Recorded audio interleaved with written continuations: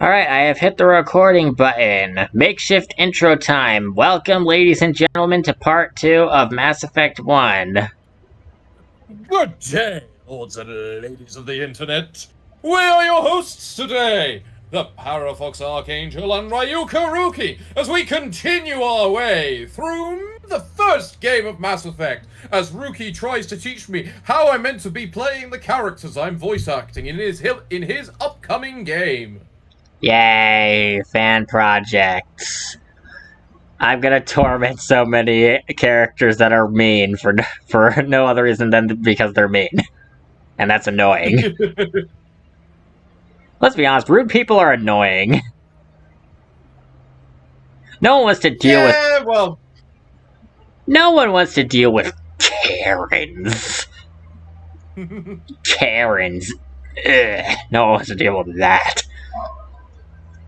Also, and which one in particular is the biggest Karen? Oh, that's Red. That is Red. But no questions asked. That is Red. See, the Karen stereotype is someone who's just really, really entitled. And that fits him to a T. Yeah. Yeah, it does. I think the second closest would be Conductor, who is the second biggest Karen of the group.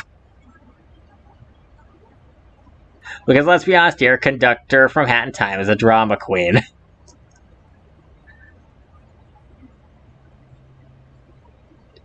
Awkward silence, I know I'm right. Yeah. Yeah, you are. It's still hilarious to see him called as such, though. Oh yes, Conductor from Hat in Time is a Karen. That's surprising to anybody. What do you think, DJ Grooves? That was damn good. I might... we're gonna need to talk about that later. Alright. Anyway, show me the game! Yeah, we'll talk about you being hired as Conductor later, especially considering what just happened earlier this week. We'll deal with that later. Moving forward. So, in the last episode, I was very adamant about running around as anything other than a human because humans are boring. And we also... God, what am I about to say? You already know what you're about to see. I showed you in DMs. Oh, yeah. Come on. Turians aren't that scary. At least with a full squad of aliens. Yay! We are now not boring looking. But yeah, so... this is the Garrus model. You can tell from the markings on his face. But he doesn't really look right without the visor, let's be honest. Yeah. Yeah, he doesn't. He doesn't have the visor... But... I suppose it gives it a bit more of a unique looking to basically be able to look like some sort of generic Turian. Yeah. Rather than just specifically a rip-off Garrus. Yeah. I know for a fact that if you were to...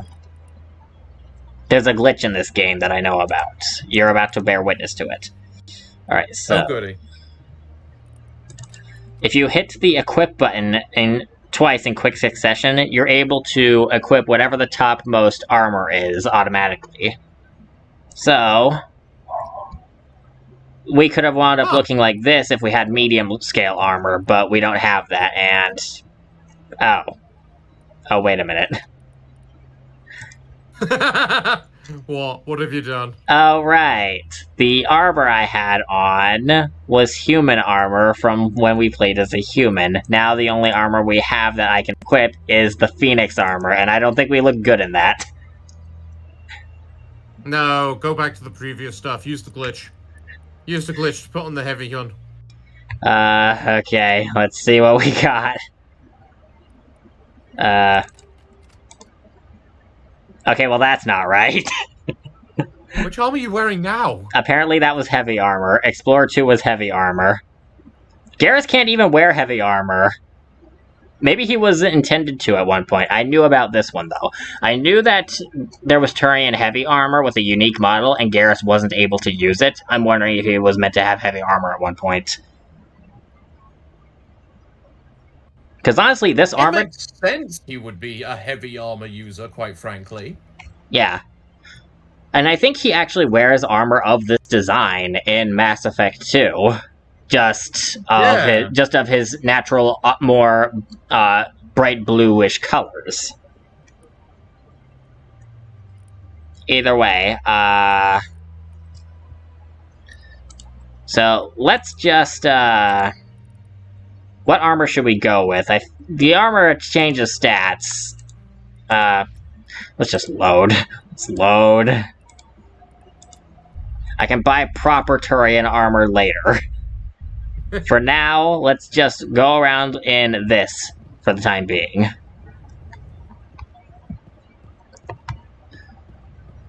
Alright, so... now we can run around and talk to people. We can scan the keepers. But right now, I want to go and recruit our last party member because I intend to have Liara as part of our main party. Fair.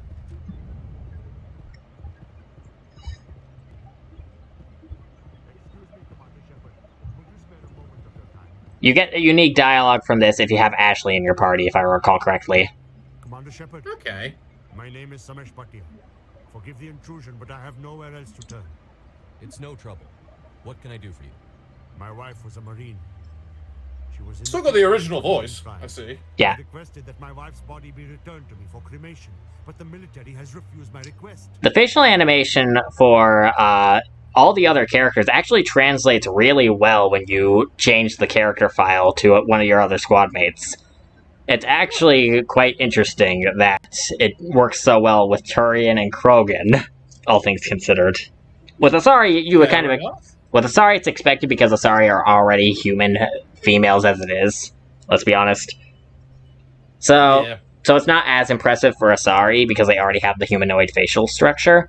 But with Turians actually having their faces move proportional to these things, it actually doesn't look that bad.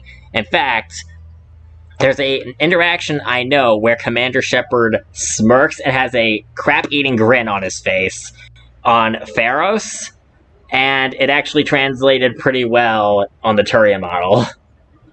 If we get there, we will see it ourselves. I look forward to seeing it.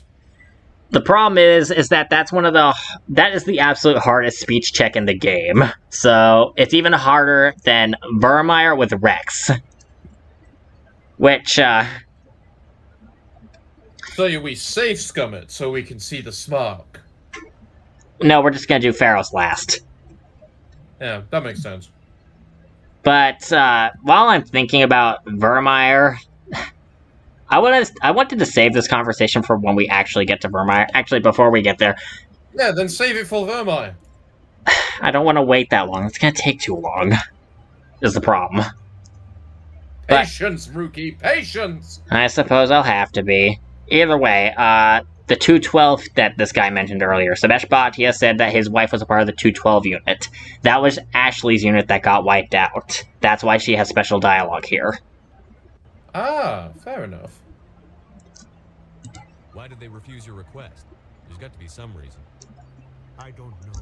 All I know is that they have declared it impossible for my wife to be returned to me. There's no reason for your wife's body to be held like this. Just wait here. The man in charge of my case is Mr. Bosker. When I last saw him, he was in the expensive bar over there. Thank you for your time. I just want to give my wife a proper funeral and the respect she deserves. Alright, so are we gonna do that now, or are we gonna recruit Liara first? Yeah, it's about a funeral and a body. Let the man have his wife. Alright, we're doing it immediately, I guess.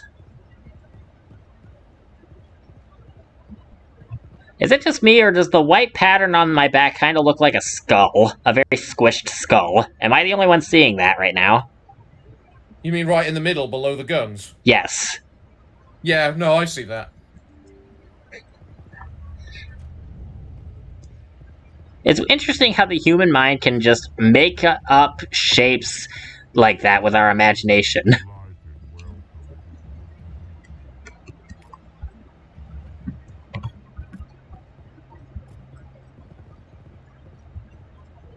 can't believe I landed a job here. This place is fantastic. But yeah, I don't remember exactly what the term is for seeing shapes in things like clouds and stuff, but I know that that's a thing. Hmm. Don't believe the rumors. The consort would never reveal it. What do you want? Oh, Commander. Is there something I can do for you? Just saying hi. Enjoy yourself, Private. Commander? I mean, considering he was talking about the consort, he's probably enjoying his privates a bit too much. Considering what the consort is known for. I don't have Yeah. time now. I'm very busy.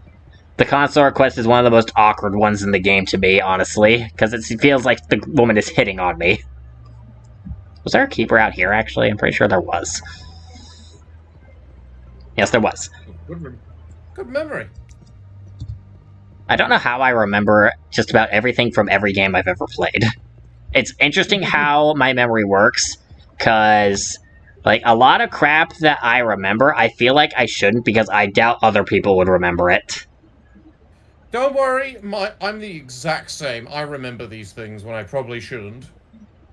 Yeah, Like, you can play a game, you can leave a game that you haven't played for about a decade, and you'd remember every bit of it.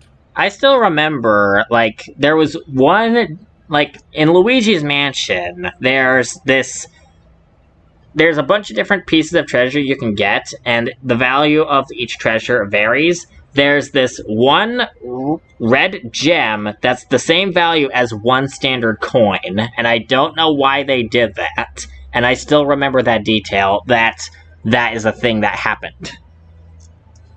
That feels like an accident. Why do I remember that something like that? It could quite well have been an accident. Yeah, but my question is, why do I remember something so trivial? The brain works in mysterious ways. Indeed. Let's talk to the clerk. My goodness, you're Commander Shepard. Your activities made for quite a briefing in the diplomatic corps. Is there something I can do to assist you? Yes. A man named Samesh Bhatia is having some trouble claiming his wife's body. Ah, Mr. Bhatia. A good man in an understandably frustrating position. I wish I could help him. Serviceman Nirali Bhatia died on Eden Prime, as Mr. Bhatia no doubt told you. Her wounds are inconsistent with any type of weapon damage we've seen before. That is why her body is being held. You think her body might be dangerous or contaminated? No, Commander. Nirali Bhatia is not dangerous. Her body is in fact extremely valuable to the Alliance. The tests we're conducting may lead to better defenses against Geth attacks. Respectfully, Serviceman Bhatia may save more lives in death than she did in life. So basically, we're dealing with a moral debate of whether or not she should be taken to her husband for proper service or used to identify these things that could potentially result in proper research that could save more people. I personally feel like there should be a middle ground option where you can, like, do both. Like, why not do both? Like, why is it impossible to both run these tests and give her a proper service? Like, It's because when it comes to the proper service, it needs to be done within a limited time frame. So that the body basically hasn't had a chance to decay too much.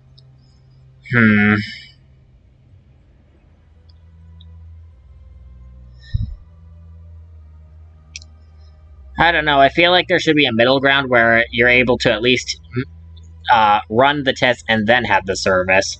But if it's even if it takes a while, like, how do I say this? I feel like there should be a middle ground option where you satisfy both. Like, I'm not saying it right, but I know in my head I have a point. Like, Yeah, I get what you mean. I get what you mean. like, even if you don't like it, there should be some way to get some of the flesh that has these injuries for study, and then give the rest to Samesh, so that way he can have his service. Is like, you see where I'm trying to go with this, even if I'm saying it a bit wrong. Okay, I see where you go with that, but then it leads to the idea of desecration of the body.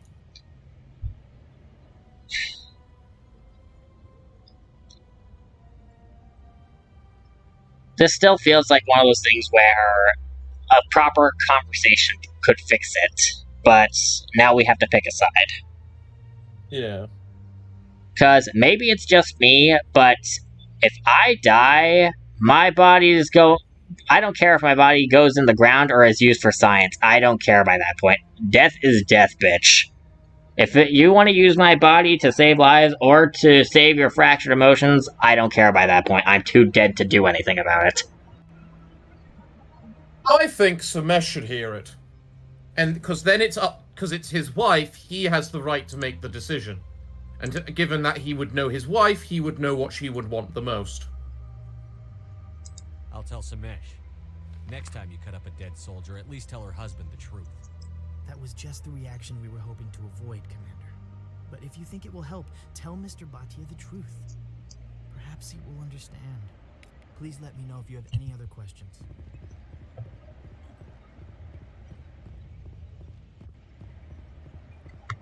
I didn't expect that to be so aggressive, but I should have, considering that was the renegade option. Alright, let's see what Bhatia has to say. Hello, Commander. Has any progress been made with Mr. Bosker? Will he return my wife's body? It's not as simple as I'd hoped. The military needs your wife's body for important tests. Tests? They're holding my wife's body for tests? My wife served the Alliance faithfully. She gave her life for humanity. And this is how they repay her. Alright, so we either have to convince Samesh to back down, or Bosker to back down. Who are we siding with? Well, honestly, considering he was not very... it's one of those... It hasn't been truly explained to him what the tests are. This game is not very good at putting the right decisions in front of people. Like, if you're running the tests, he should at least know what the tests are about, but of course the game's not, like, telling us that. Yeah, it's not really making this decision feel very fair, is it? No, it's not. Alright, so... It's unacceptable. I'll let you know what I can do. Thank you. Please let me know what can be done. So we have to choose a side, basically. Yeah. As we've discussed before with the Genophage and the Geth, sometimes these situations are not portrayed as well as they're supposed to be. Yeah. So, either way, the only way to finish the side quest is to pick a side, so... Who are we siding with?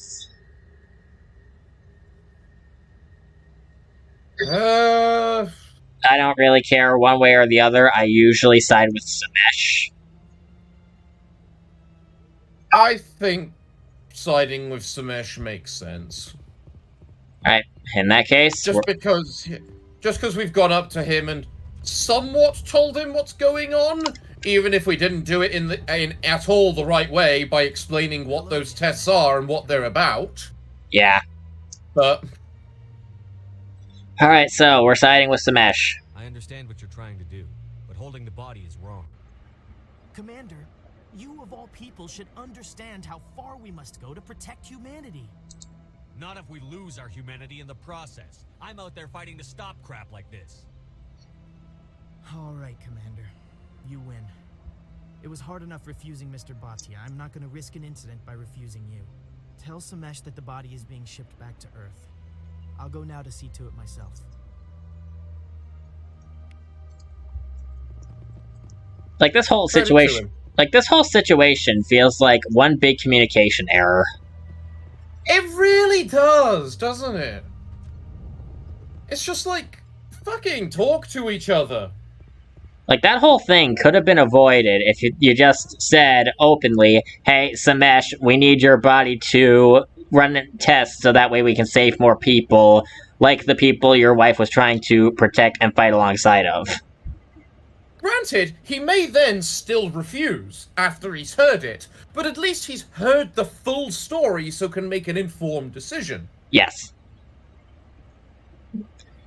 And if he still refuses, that's when it starts to get a little bit iffy. Yeah. I reminded Mr. Bosker what we're fighting for. Your wife is coming home. Thank you. I will return home and begin my preparations. It does not bring me happiness, but it may bring me peace. Goodbye, Commander. Like, I see what they were trying to go for between the, emotion versus logic, but at the same time, this was not handled very well. It's neither emotion nor logic, because neither side's fully explaining either one. I mean, you get what I mean. It's Samesh Bhattia's emotions and the feelings of closure versus what Bosker's trying to do in relation to advanced medical science for the thing. You get what I'm trying to say, even though I'm saying it wrong. Oh yeah, and it's technically not Bosker's say, it's technically his higher-ups who have the say, but... Yeah. But it's still ultimately, do we go with the emotion of closure, or do we go with the scientific route of advancement? Right, anyways. So now we get to go to C-Sec, I think. Is that where I need to go? It's been so long since we played Mass Effect 1, I forget where we left off with the plot. I think we need to go to the docking bay. Actually, hold on. Let me see. I was about to say, you know the game more than I do, so... Yeah, you've never played this game. I just didn't remember where we left off with the plot. I think we... Oh, right, we have Tally in our group. That means that we are far enough to get to the ship. 1 sec. Picking you up.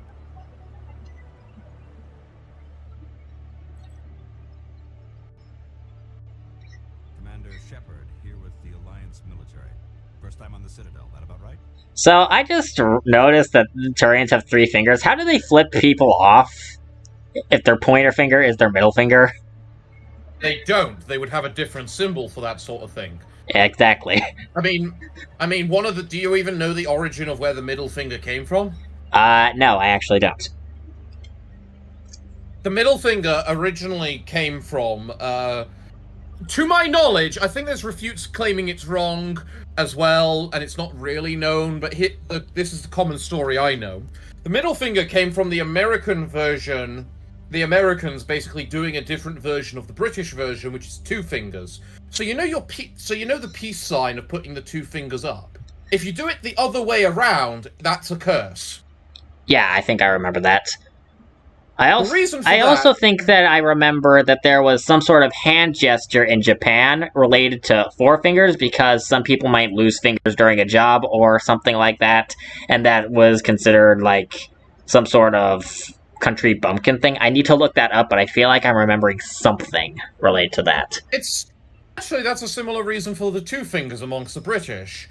It's believed that it originated from when the French would capture British longbowmen. They would chop off their 2 fingers so they couldn't then do their archery anymore. So whenever the longbowmen managed to escape, they would show off their fingers to say, ha ha, I still have my fingers. Hmm. Granted, as I say, I don't know how true that is. There's cases of it being refuted, and it's not really known. But hey, I'm British. I like that. The idea of that origin. Hmm. Screw you. We're the best archers in the world. You're talking about archery, and I was actually debating something with myself in regards to an assistant's power levels. Like, So we have like 4 categories of characters, and it's like civilian level, soldier level, God Killer JRPG protagonist level, and Bugs Bunny cartoon character level. I was debating where Red Prince stood on the spectrum, actually, because even though him and his group are capable of killing the gods, that was one of the most pathetic versus the gods boss battles in video gaming history. Because of the context surrounding it. Basically, the gods were, really... It was a mirror battle, not a proper fight against an actual god. You were fighting against, basically, a carbon copy of your own party. Which is not very interesting. That's not really fighting a god, though. So that's not god killer status. Yeah, but that's what the gods did in order to have power, considering the context that they were being drained. So I guess that's why they wound up fighting that way, because their power was drained. Not exactly an impressive god kill, was it? I was trying to figure out exactly where the power spectrum for this game is, and honestly, it's all over the place. Like, I don't know how to describe it. It's just weird. Like, magic in this game, magic in Divinity Original Sin 2, should feel powerful, but more often than not, the best strategy in every situation is to just use a crossbow and shoot them in the head. This isn't even a shooter. This is a... That's fair. Yeah, it's mainly because of how the action economy works, in combination with several other factors. Basically, Bowman is just very overpowered in that game compared to anything else. Even your source magic superpowers that you have limited resources, like, you get 3 source points max that you can use for your superpowers. Not magic, but like superpowers, like superpowers. You're better off not using it. You're better off just using your bow and shooting somebody, because the superpowers cost too much dang action economy. Yeah, that tends to be how these games end up going. So most people don't even wind up using their superpowers because not only does it cost source points, it costs too much action economy to ever be worth it. And that made me wonder, where exactly does Red fall on the spectrum when it comes to power level? Because the god-killing thing doesn't feel as impressive, even though it's technically killing gods, because of the context surrounding it. And the best course of action in the game for 90% of the situation is just use a crossbow and keep your distance. Because any enemy with magic winds up being underpowered in most scenarios, unless they're like a super fire wizard like Alice wound up being. Or they wind up being... Or if you go melee, then you have to waste action economy just closing the distance. Because movement is also a part of the action economy. Yeah, no, I get that. So, ranged attacks, in particular bows, are the best, especially since enemies have some sort of elemental weakness a lot of the time, so even your magic winds up falling off in certain situations. So, just shooting them with an arrow is the best option in just about every situation, regardless of whether or not you have high ground. Yeah, it just turns out that way sometimes. So I was debating with myself yesterday, like, where does he fall on the power spectrum? And I just wound up deciding to go with my initial response of just going with soldier level. Yeah, I'd agree with that.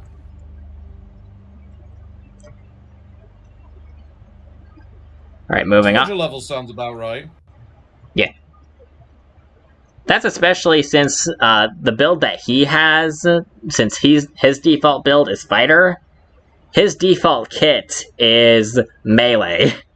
So he's one of the weaker characters in the game, if you actually keep him with what he's supposed to be built as. Well, it also kind of depends with that action economy. If once you're in melee, does melee do better than bows? If you're allowed the full action economy? No, it does not. Like, you... Really? Nah, yeah, really. Like, you have warfare abilities which allow you to do things, but unless the enemy already has no physical armor, you're not knocking them down and making them lose a turn. You have to have damage output for that. Red does not have damage output. Fair enough. He's specialized as being a fighter, and the fighter class goes half and half with warfare and geomancy. Geomancy, his specialization in it is to increase his physical armor. So, he's tanking physical hits, and every mage in the game will rip into shreds.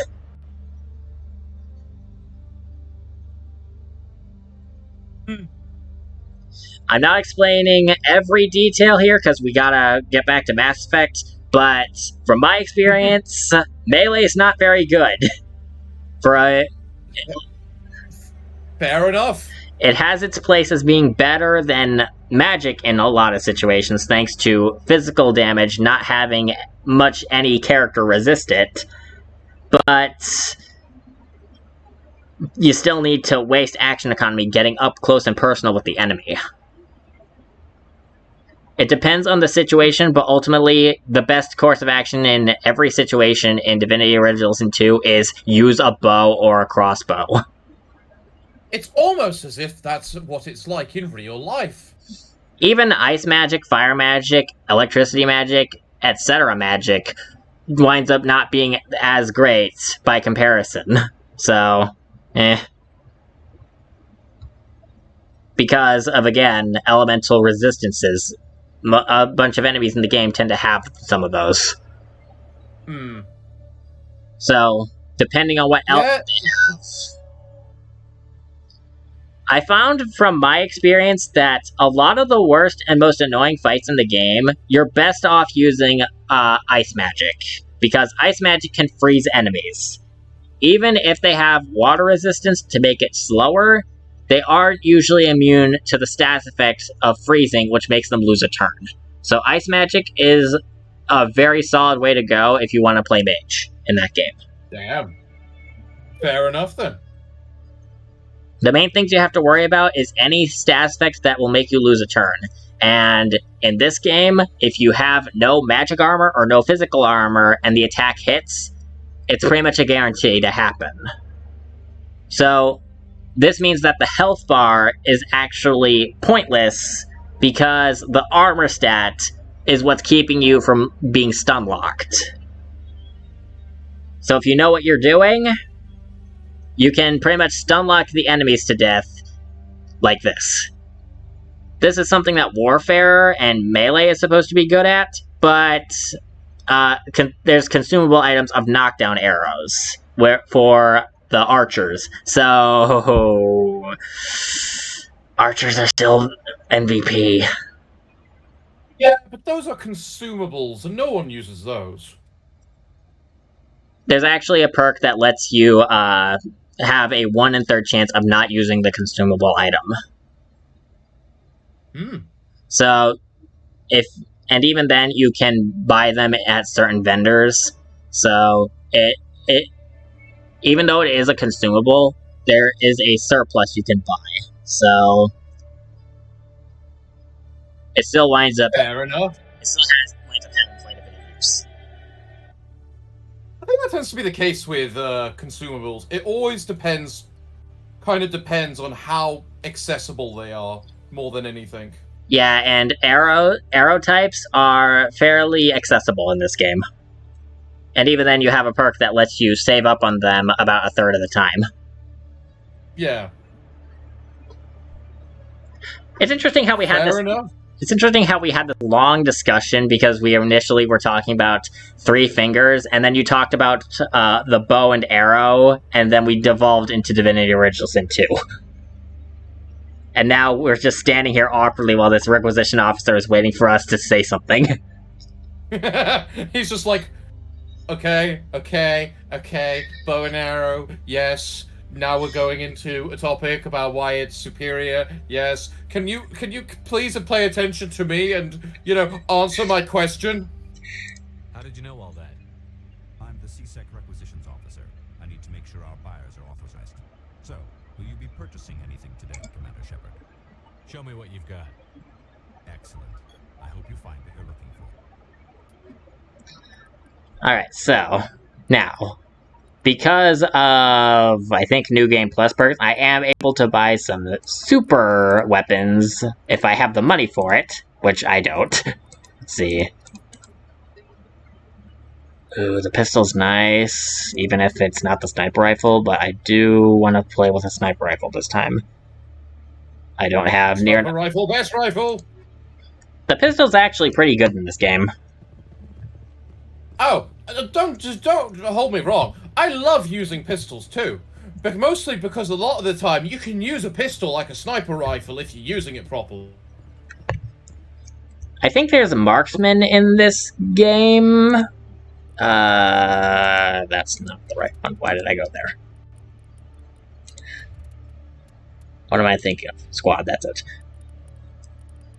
So, right. Here it is. Marksman is the pistol thing, where it increases your rate of fire and reduces heat consumption. So, you can basically wind up turning your pistol into a submachine gun, basically, but with the power of a regular pistol.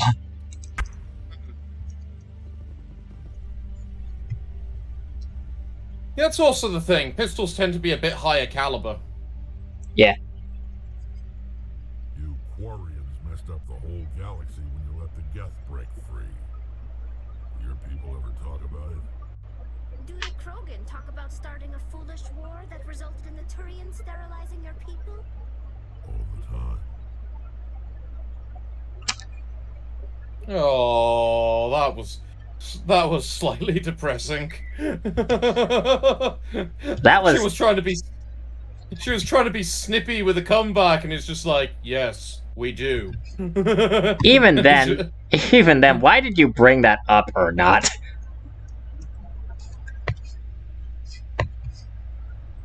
Like, that was a very tactless thing to say. Wait. I didn't get my Spectre status yet, did I? Alright. You didn't get your what? Alright, let's go back down the elevator. I forgot where... What are they gonna say this time? The helmets, Tally. Are all Quarians shy? Or do you not believe in letting outsiders see your faces? No, living in the clean environment of the flotilla has weakened our immune systems. The environmental suits protect against diseases. Naturally. Anything that isn't constantly challenged grows weak. You know what? I'll give Rex credit there. That is a very true statement. Atrophy is indeed a thing. Mm-hmm. Even then, I thought the Quarian environmentalist suit was kind of common knowledge. And Rex has been around for 1,000 years. I thought he would have known that by now. Yeah, I suppose if it were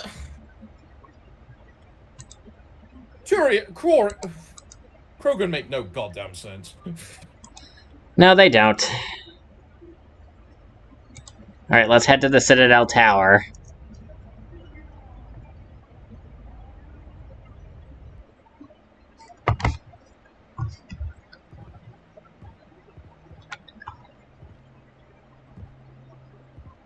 Alright, there we go. Come on.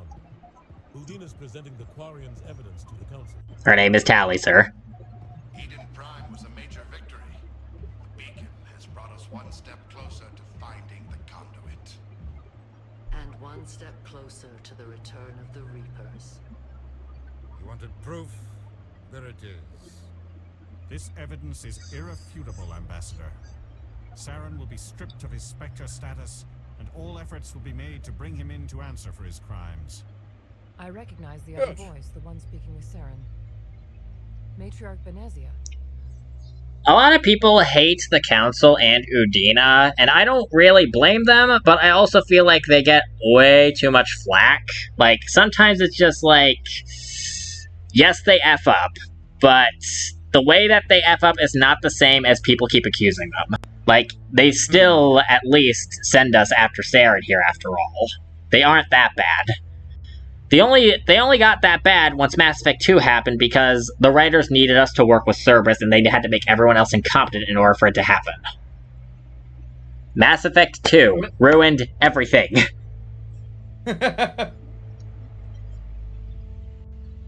There's also technically the claim that in Mass Effect 2, the default option is that the Council died in the first place, so... Yeah, I guess I wouldn't be super surprised, but even then, that doesn't matter by the end, thanks to how Mass Effect 3 handled everything. Actually, it slightly does. If you talk about war assets, you get slightly more for letting the Council die. I did not know that. But if you save them, you do get to see the giant big ship that the Council were on in the final cutscene during the fight, which looks kind of epic. The Destiny Ascension, I think it was called. Yeah, exact that thing. Yeah, you get to see that in like the forefront of the cutscene, basically leading the charge.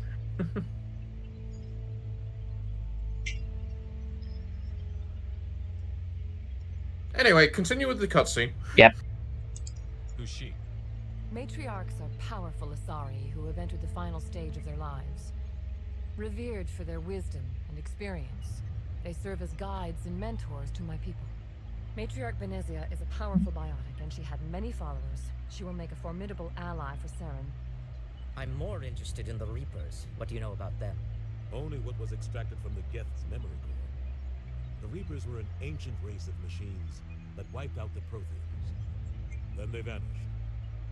The Geth believe the Reapers are gods, and Saren is the prophet for their return. We think the conduit is the key to bringing them back. Saren's searching for it. That's why he attacked Eden Prime. Do we even know what this conduit is? Saren thinks it can bring back the Reapers. That's bad enough. Listen to what you're saying. Saren wants to bring back the machines that wiped out all life in the galaxy? Impossible. It has to be. Where did the Reapers... Didn't you just say the evidence was irrefutable? We found no trace of their existence. If they were real, we'd have found something. I tried to warn you about Saren, and you refused to face the truth. Don't make the same mistake again. This is different. You proved Saren betrayed the Council. We all agree he's using the Geth to search for the conduit, but we don't really know why. The Reapers are obviously just a myth, Commander. A convenient lie to cover Saren's true purpose. A legend he is using to bend the Geth to his will. As much as we all love to hate on the Council, politics involves a lot of lies and deception, so I can see where they're coming from in that regard. Whatever. 50,000 years ago... Look, I don't want to defend the Council either, I'm just saying that they weren't as bad in Mass Effect 1 by comparison to 2 and 3. Saren is a rogue agent on the run for his life. He no longer has the rights or resources of a Spectre. The Council has stripped him of his position. That is not good enough. You know he's hiding somewhere in the Traverse. Send your fleet in! A fleet cannot track down one man. That's true. A Citadel fleet could secure the entire region, keep the Geth from attacking any more of our colonies. Or it could trigger a war with the Terminus systems. We won't be dragged into a galactic confrontation over a few dozen human colonies. I can take Saren down. Why did we join them? There is a way to stop Saren that doesn't require fleets or armies. Why did we join who again? It's too soon. These guys. Because they clearly just treat us as a lesser status. If we're meant to be their ally in this sort of circumstance, they should treat us with the equal respect. As if an ally. Yeah, they really don't, do they? No. That's what alliances are meant to be about. At this point, why haven't we aligned with the Terminus systems? Do we really want to be aligned with Arya T'Loak? I mean, no, but... Exactly. Which evil do we want to pick? Do we want to pick Omega or do we want to pick the Citadel? Which one do we want to be stuck with? These annoying aristocrats or that annoying woman that sits on the couch all the time? The slavers or the bureaucrats? Both are equally evil, just in different ways. Indeed. But you're less likely to get gunned down here in the Citadel by comparison to Omega, I feel. Yeah, that's true. Either way. You don't have to send a fleet into the Traverse, and the ambassador gets his human specter. Everybody's happy.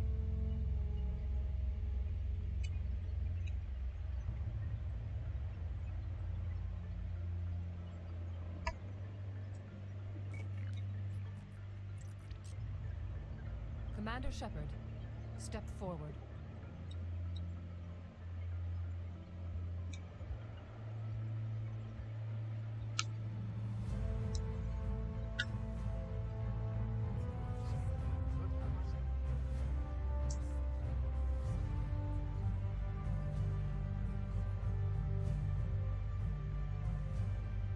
It is the decision of the Council that you be granted all the powers and privileges of the Special Tactics and Reconnaissance Branch of the Citadel. Spectres are not trained, but chosen. Individuals forged in the fire of service and battle. Those whose actions elevate them above the rank and file. Spectres are an ideal, a symbol, the embodiment of courage, determination, and self-reliance. They are the right hand of the Council, instruments of our will. Spectres bear a great burden. They are protectors of galactic peace, both our first and last line of defense. The safety of the galaxy is theirs to uphold. You are the first human Spectre, Commander. This is a great accomplishment for you and your entire species. I'm honored, Counselor. We're sending you into the Traverse after Sarah. He's a fugitive from justice, so you are authorized to use any means necessary to apprehend or eliminate him. Any idea where to find him? We will forward any relevant files to Ambassador Udina. This meeting of the Council is adjourned.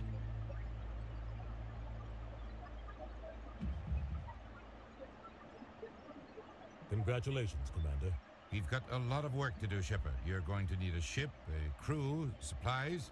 You'll get access to special equipment and training now. You should go down to the CSEC Academy and speak to the Spectre Requisitions Officer. Anderson. Can we already do that? We did, and that's why he didn't use the unique dialogue I noticed. I noticed that, and I questioned it, and then we went up to... And then we went up to the ship, and it was like, wait, why isn't Captain Anderson here? Oh, right. I need to go to the Presidium Tower first. That's why I got confused. That's why I was confused when we used the elevator and nobody was there. Until I find Saren, I haven't done anything. Come on. Right behind you, Shepard. Alright, so... we now have things. Let's see, Spectre training. Unity is our way of getting dead party members back up off the ground. Metagel does not do that in this game, like it does in 2 and 3. Okay. So, let's see, anything else? So if you want to revive people, you have to have a special skill for it. You either have to have a special skill for it, or... I'm playing as a Sentinel, so there's another option that we can get later when I'm around level 20. Either way. Let's see what they have to say here. 300 years ago, the Geth drove my people into exile. We asked the Council to wipe the synthetics out, but they ignored our pleas. Maybe if they'd listened, we wouldn't be here now. We've tried to create organic environments back on the flotilla, but we lack the space for anything as grand as this. We've tried to create organic environments back on the I can understand both why the whatchamacallit council didn't, because that would lead into a whole other mess of trouble. Yeah. Because it would leave them weakened. But I'm not sure if the Quarians were part of the Alliance at the time. I could have sworn I could have sworn I heard Tally say somewhere that the Quarians had an embassy in the Presidium somewhere at one point before they got essentially booted out because of the Geth. There's a difference between an embassy and being an actual member of the I'm not sure what the organization's called, actually. I mean, I think the only 3 council members are Solarian, Turian, and Asari. I don't know. They're really the... I don't know much about hierarchies, but I know enough about politics to know that this crap gets annoying very fast.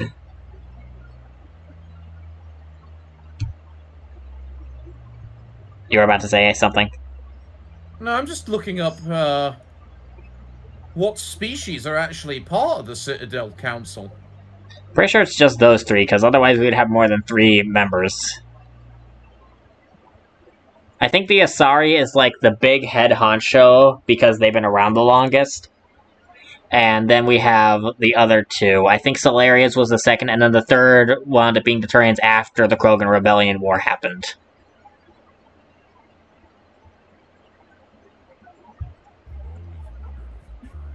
Citadel species, non-Citadel species. Quarians aren't Citadel species, neither are Krogans or Batarians. Elcor, Hanar, Volus, they're all considered Citadel species. I'm not sure if they're meant to be like minor members or full members, but...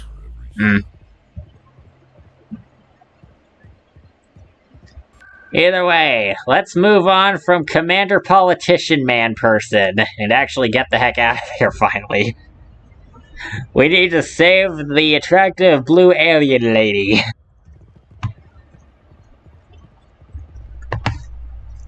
Why is it always that the female of the species is always humanoid, by the way? How do you mean? Like, in movies like Guardians of the Galaxy, the only female lead in the movie is a humanoid female, but with a Technicolor skin. And here, our female party members of both Tali and Liara are human-shaped enough to pass for humanoid. Like, because people are boring and just say, if it's reached space age, it has to be bipedal in some way. Just change a couple features. There we go. Job done. I'd buy that if it wasn't for the men don't look anything like humans. Like, we have, in Guardians of the Galaxy, we have Rocket Raccoon and Groot, and I think there was the third guy was a buff man, never mind. But in here, we also have the Krogan and the Turians. Rex and Garrus are a part of our squad, after all. Okay, you can't really claim Rocket and Groot, because one's a goddamn genderless plant, and the other's a raccoon, which was actually just a regular raccoon, which was biologically enhanced. You get my meaning. The male-coded ones are always the more interesting-looking ones by comparison to the female, who just tend to look like Technicolor humans with paint on them. Let's be honest, Liara is a Smurf. It's a Smurf. Liara is Smurfette, but without the blonde hair.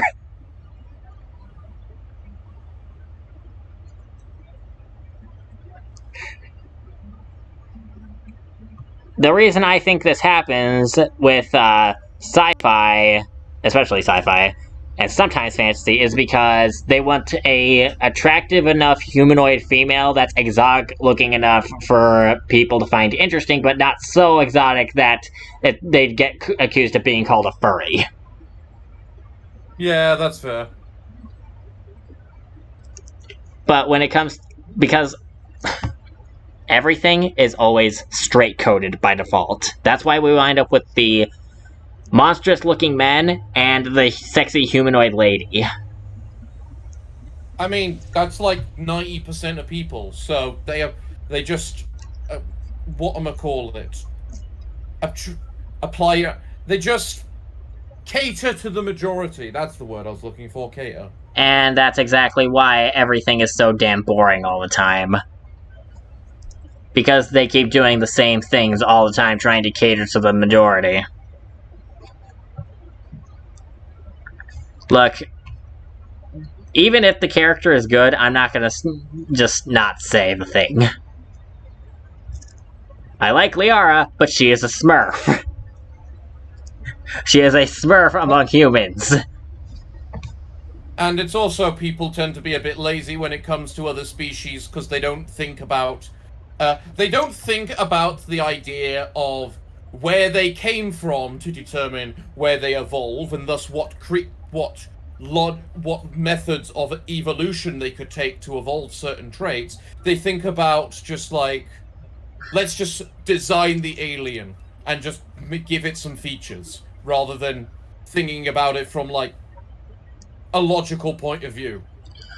I mean, I'm still gonna say that the main problem is just a sex appeal thing to cater to straight guys. That's how I see it, because we didn't get a female Krogan or Turian until Mass Effect 3, and the female Turian was exclusive to DLC.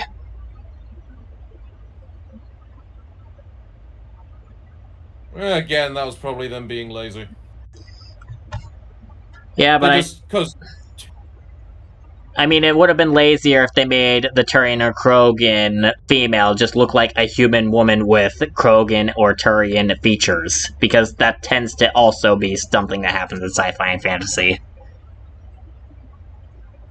Yeah, that's fair. At least they didn't go so lazy that it just looks like human with a couple of features. No, they took the original male thing and then just gave it feminine traits. Yeah, instead of just making it look like a human woman with the traits of the thing. By that point, that would definitely make them look like a sci-fi version of some anime cat girl. You know what? I know one example of an alien female species which doesn't look attractive in any goddamn way. The aliens from Xenomorph? Because I know the alien queen from Xenomorph is not exactly appealing to look at. I mean, fair, but I was going to go a different... I was going to go for a different one. It's still an enemy all the same, but look up the Berserker from XCOM 2. I will have to look into that at some point. You know what, screw it, let's do it now. We're already sidetracking to heck and back.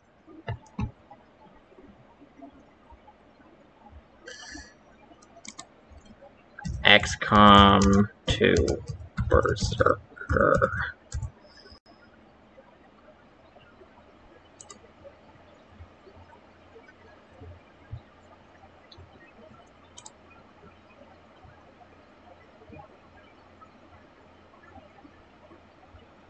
That's cool. I don't know exactly what it's based on, but I definitely like it a hell of a lot more than I like most aliens. You said that this is the... And you said this is a female? That is the female version of the Muton, which is another XCOM 2 race if you want to have a look.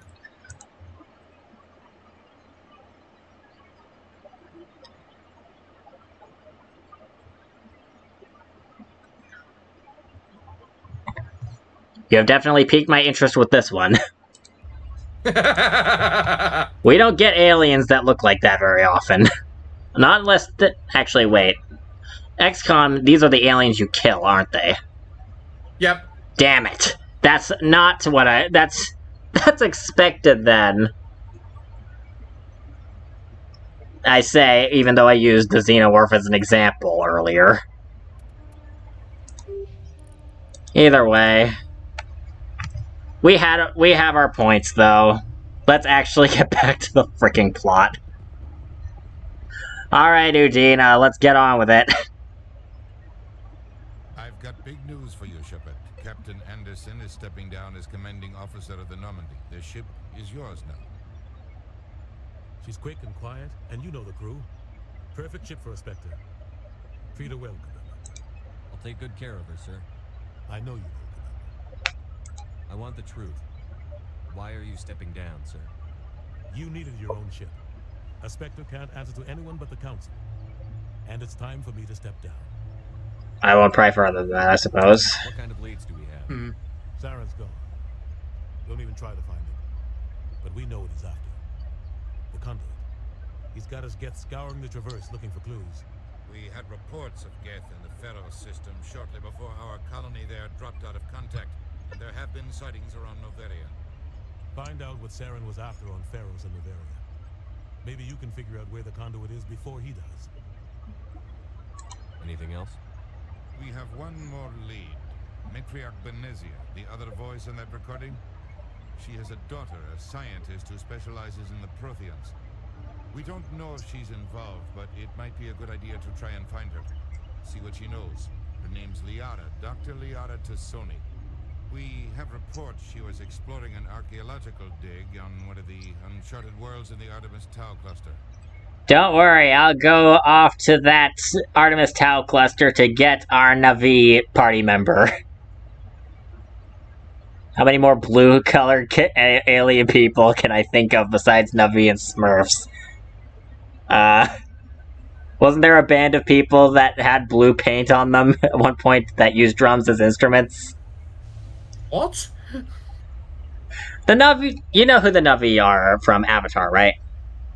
Yeah. The James Cameron Avatar, not the Aang Avatar, Airbender Avatar. That was the joke I made with about the Navi, because blue skin. But I'm pretty sure that there was a band of, like, 3 or so guys that used like oil drums or something as instruments. I don't remember their name. I definitely remember a Simpsons couch gag involving those guys, though. Huh. Fair enough. Either way, blue skin people, how many more jokes can I make? Does Wambus from Bugsnax count? Can I make that as a joke because of his fur? Maybe. This is gonna get out of control if I keep going. Sounds like we should head for the Artemis Tau cluster. It's your decision, Commander. You're a Spectre now. You don't answer to us. Your actions still reflect on humanity as a whole. You make a mess and I get stuck cleaning it up. We'll make sure you clean up a lot. My brain just went in a terrible direction. I'm just imagining all these blue people and all these Simpson characters. Okay, let's make green. I guess that's how the girl from Guardians of the Galaxy happened. Oh. I'll be careful, Commander. I'll try not to make things any harder on you, Ambassador. Glad to hear it, Commander. Remember, you were a human long before you were a Spectre.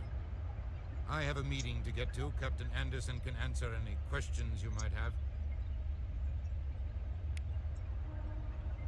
Yes, Commander? Alright, so... How are you holding up? Honestly, this isn't how I pictured my career coming to an end. Pushing papers really isn't my thing, but you're the one who can stop Sarah. I believe in you, Shepard. If that means I have to step aside, so be it. Tell me what happened with you and Saren 20 years ago. It's close to 20 years ago now. Ambassador Goyle was our representative here on the Citadel. Like Udina, she wanted to get a human into the Spectres. She chose me. The Council sent Saren to keep an eye on me and evaluate my performance, just like they sent Nihilus to keep tabs on you. I think I deserve the whole story. We had intel on a rogue scientist being funded by Batarian interests. He was trying to set up a facility to develop illegal AI technology out in the Verge. Alliance intel had done all the work, but the Council wanted a Spectre involved. We compromised. I was assigned to help Saren in his investigation. We tracked the scientist to a refining facility on Kamala. He was hidden away somewhere inside, protected by an army of Batarian mercenaries. The plan was simple. Sneak into the plant, capture the scientist, sneak back out. Quick, quiet, and a minimum of bloodshed. I'm guessing things didn't go as planned. Saren and I split up to cover more ground. Then about halfway through the mission, there was a massive explosion in the refinery core. Officially, it was ruled an accident, but I think Saren detonated it on purpose to draw off the enemy guards. How many casualties? The explosion tore the refinery to shreds. The whole place was on fire. Black chemical clouds poured out into the atmosphere. Nobody inside survived. There was a camp for the workers and their families nearby. Between the fires and the toxic fumes, the final death count was over 500. Mostly civilians. Saren didn't care. The target was eliminated, mission accomplished, and I ended up taking the blame. That ended all talk of me joining the Spectres. Saren caused the explosion. How'd he pin it on you? In his report, Saren accused me of blowing his cover. He said it was my fault the guards were ready for us. He claimed that's why it turned into a massacre. Saren's report was all the proof the council needed to kill my chances of becoming a Spectre. Why are there so many chances to be dismissive and just tell him to stop talking? Like, why is this an option 5 times in a row? That's so rude. Because maybe we just want to get on with the game. Fair enough, I guess. Stop listening about the past. Fair enough, I suppose, but even still, that's such a rude option. Don't blame Yeah. yourself, Captain. I don't. I blame Saren. I think he wanted things to go bad. He was looking for an excuse to blow that refinery. Maybe he just likes the violence. Maybe he was just trying to make me look bad to keep humans out of the Spectres. If so, he pulled it off. Why'd you let him get away with it? Who do you think the council was going to listen to? Me? Or their best agent? I had a bad feeling about him right from the start. I should have been more careful. Maybe I could have stopped things before they got out of hand. Don't blame yourself, Captain. I don't. Wait. Maybe he just likes the violence. The only thing I care about is stopping Saren. You're right, Commander. It's no good living in the past. I should go. I'll be here if you need anything. Well, that was awkward. Yeah. Moving on. So, the Batarians aren't really in this game unless you get the Bring Down the Sky DLC, which I don't think I have installed, but you can still get their codex if you talk to Anderson because he talked about the Batarian thing. That's how you get the codex entry on the Batarians in this game. And I think there's an achievement for getting all of the alien codexes. Fair enough, then. Either way, back to the game, because we need to rescue Smurfette. Stand by, shore party. Decontamination in progress. I heard what happened to Captain Anderson. Survives 100 battles and then gets taken down by backroom politics. Just watch your back, Commander. Things go bad on this mission, you're next on their chopping block. Captain Anderson should be the one in charge. It's like I'm stealing the ship from him. Yeah, the captain got screwed. But it's not like you could have stopped it. Nobody's blaming you. Everyone on this ship's behind you, Commander. 100%. Intercom's open. If you got anything you want to say to the crew, now's the time. This is Commander Shepard speaking. We have our orders. Find Saren before he finds the conduit. I won't lie to you, crew. This mission isn't going to be easy.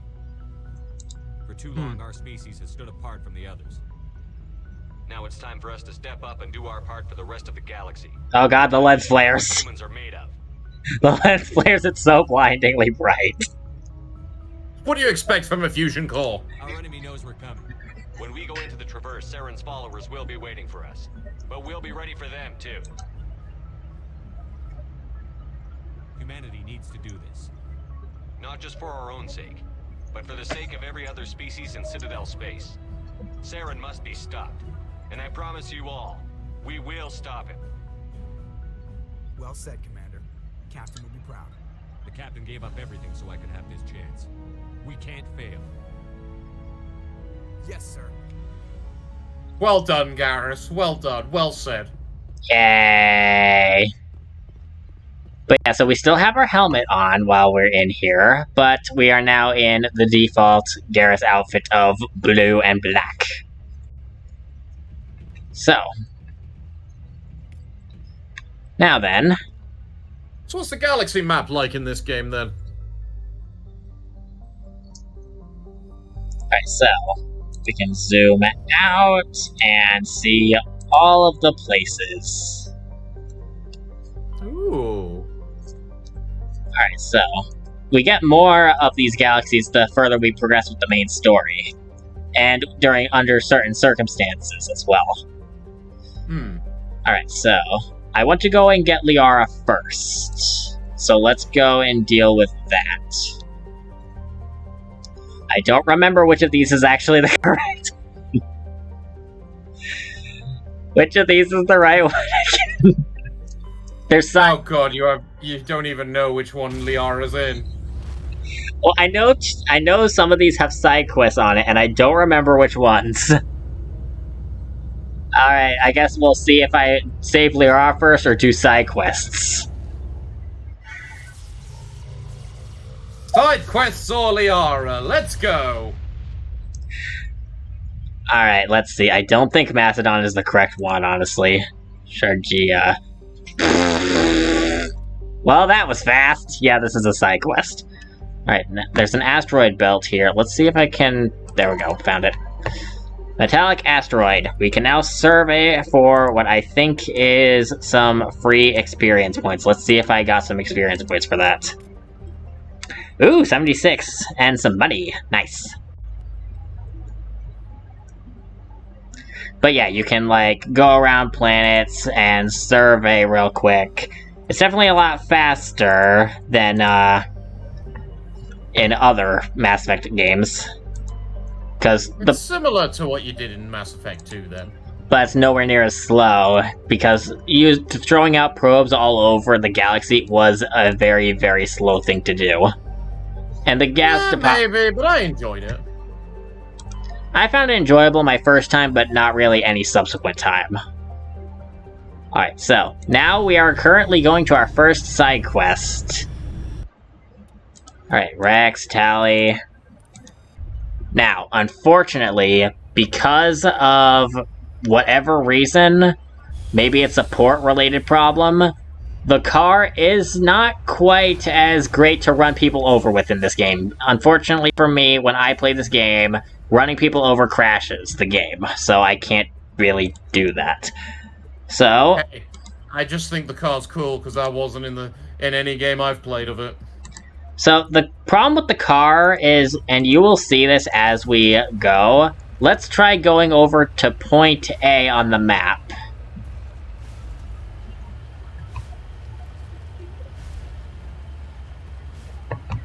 You might want to grab some popcorn to eat while we wait.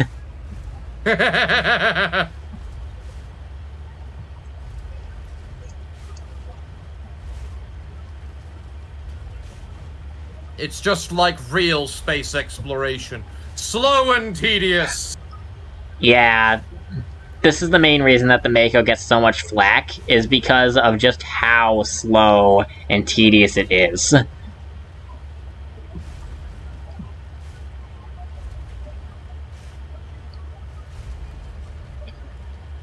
At least we have interesting music playing. I will always say that Mass Effect 1 just has way better music than the rest of the games do. Mass Effect 2 and 3, I don't really like the music. That's fair. They do have some good ones, like the big epic ones, but... I mean, even the epic ones just is not really my thing in Mass Effect 2 and 3, because it's always that boring orchestral crap.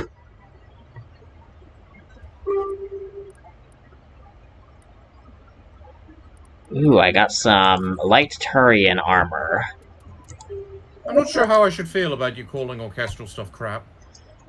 It's not bad, it's just everywhere.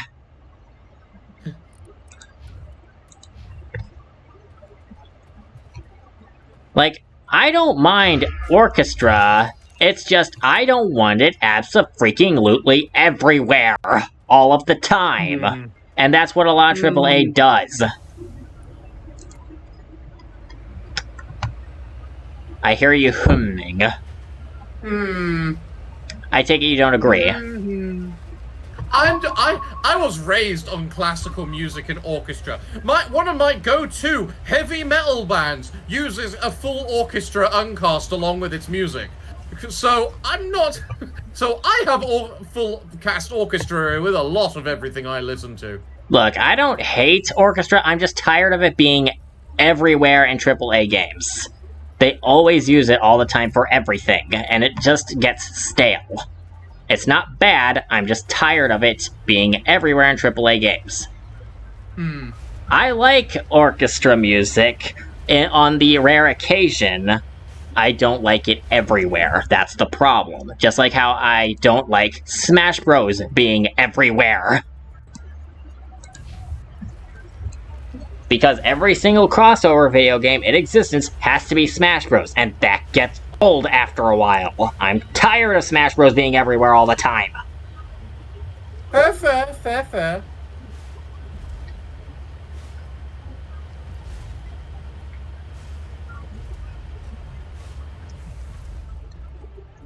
Like, I don't want to badmouth these things. I just get tired of the same thing over and over and over and over again with no changes. I'm bored of the same thing a million times over.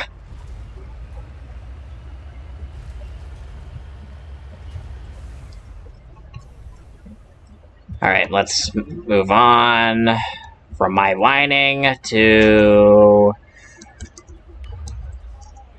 Why am I having trouble here? Okay, there we go. And out of your post. How can you smell anything in that suit? Uh-oh.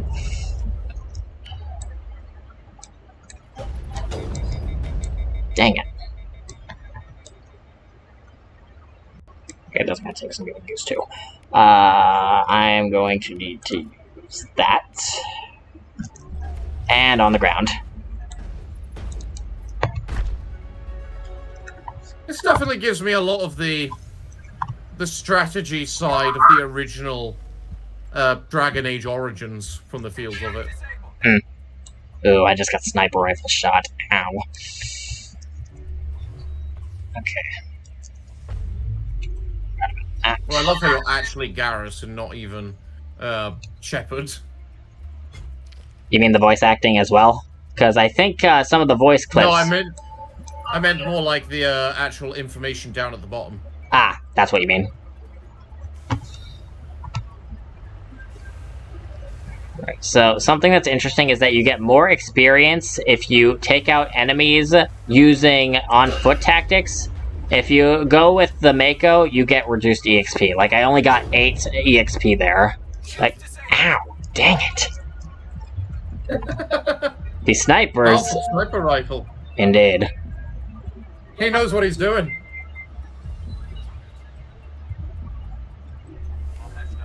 There we go, finally. Right. We got a Krogan on our way. And on the ground.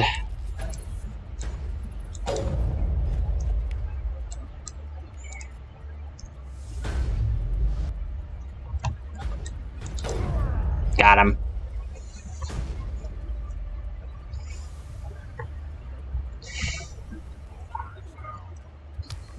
I want experience points, dang it!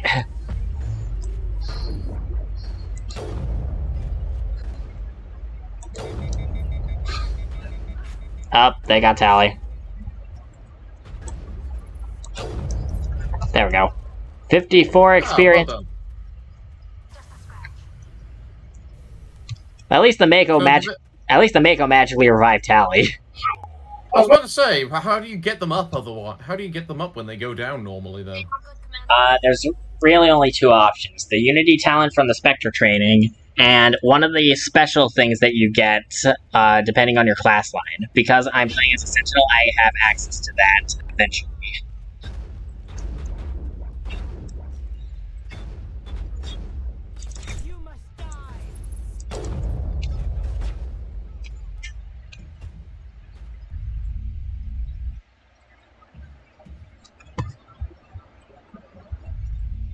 I really should just Mako cannon them all to death, but I want EXP!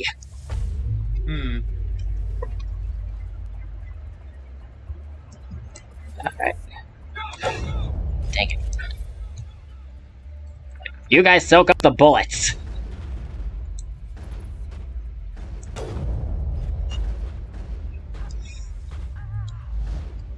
I think I missed that.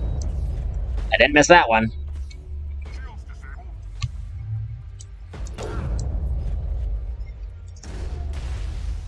There we go.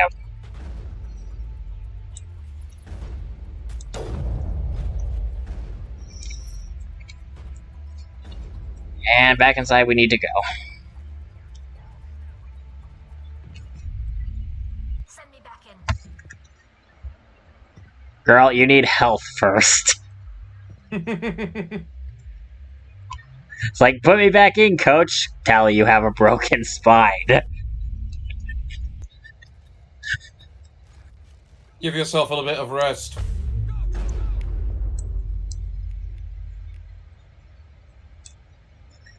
Okay, I need to... There we go. Crap, come on. That is so hard to center easily. Yeah, but I noticed you were a bit flicky when... Can't seem to hold that very straight. It's because you can tell when you manage to align the reticle correctly over an enemy that the thing turns orange. But because the sniper rifle has the reticle be so darn gigantic, it's hard to tell when you line it up correctly. Like, look at the top left, or not, actually, look at the bottom left right above the stamina meter. You see that orange triangle right above it? Where again? Look at the stamina meter on the bottom left. Yeah. Do you see that orange triangle right above it? Briefly, yeah. Now I'm gonna move the camera slightly, and you'll see it turn blue. That's how I know whether or not I've centered enough to have my abilities line up with the enemy I'm trying to hit with an ability such as Overload, for example. Huh. I usually use pistols, so that means that the reticle is usually a lot smaller, and I'm usually able to center that easier. Fair enough. I typically play as a spellcaster, so I'm having a hard time aligning my shots correctly in this regard. Alright, let's see.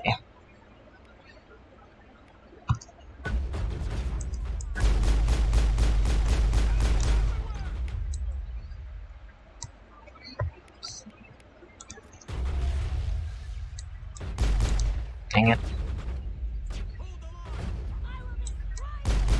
Ow.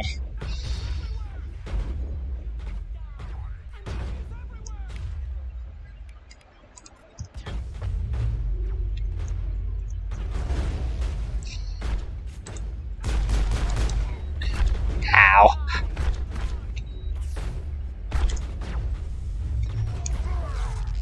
Is there not a melee option as well? Oh, there is. It's just kind of finicky and awkward.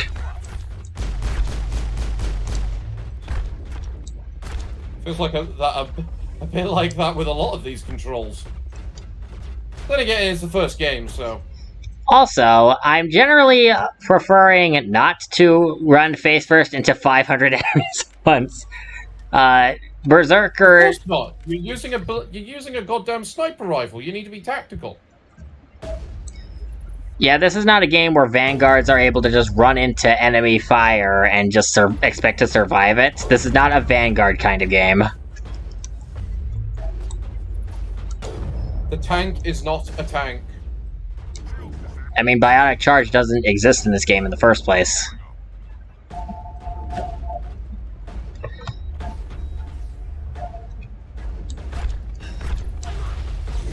Ow. Back on your ass again. That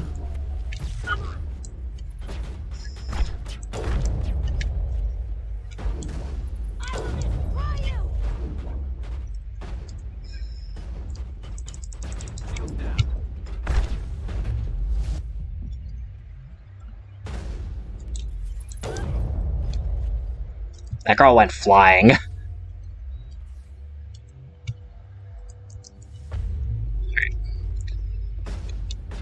It's interesting how, after the initial, you know, big story and everything of recruiting people and whatnot, you can now basically just free roam the entire rest of the game. Yeah, you don't even have to recruit Liara for, like, the majority of the game. You can just leave her behind up until, like, the final mission. So you do actually have to get her at some point. Yes, but you can save her for last. If you get her last after you do literally everything else, including Vermeer, she'll have special dialogue where she's just that exhausted, and she thinks she's delirious because you've arrived and you've taken so long to get to her that she thinks she's seeing people. Hey, look, that's sort of like the interaction you gotta love, where it's just like completely where the way you play the game just changes completely the interactions and whatnot you get. Yeah.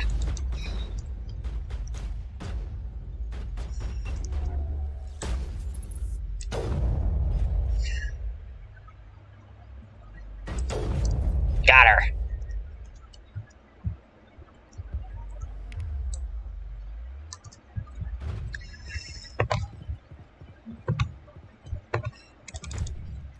Ooh, that guy's not gonna go down easy. Oh, I didn't even notice that Tally fell over.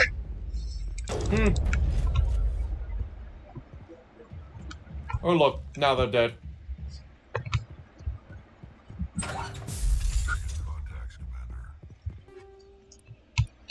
Alright, medium Turian armor, light human armor, heavy human armor, decryption, Turian armor again. I keep getting Turian armor, but it's all medium rank and I can't use any of it. I mean, you are a Turian, it makes sense. I mean, that's not how it works, though. You usually get, like, the armor that you usually get... If I were to play as Tally, for example, I would not get any Quarian armor, because Quarian armor is just that rare. I don't know why they made it that rare. Doesn't Quarian only come in light as well? It also only comes in light, but they almost never... you almost never find it, and it's pretty much almost never sold at vendors either. It's mostly just Turian and Krogan armor you're gonna find. I mean, that kind of... Okay, Krogan surprises me a bit, because they're not a Citadel race, but neither are Quarians, so it makes sense you wouldn't find them particularly much, especially in shops. I suppose Krogan makes a little bit more sense, because they're a lot more numerous, and that you just see them working around the place as mercenaries, so it makes sense to, you know, cater to the demographic. Yeah. Even still, it does make it hard to get anything for Tally, because her default armor, you're probably going to be stuck with that for almost the whole game, simply because you can't find anything for her. It's that uncommon. Which is a bit sad. Yeah.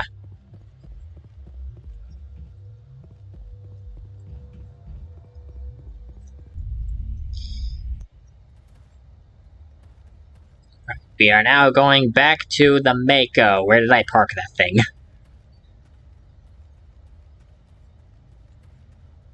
There you are.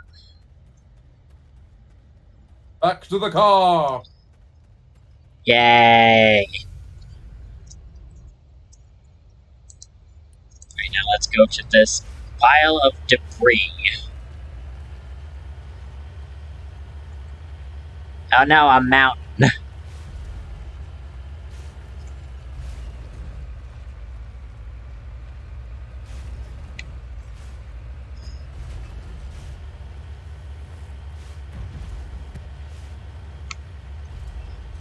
I've seen at least a couple of memes that Shepard is the worst driver in the world. There's a reason for that. Do a flip! I mean, sometimes I do wind up accidentally doing flips, and then I wind up on my back. That tends to be a bad thing. Do a flip! I'd rather not accidentally screw myself over. Do a flip! Woo! Uh-oh. On my way. Alright, so, debris.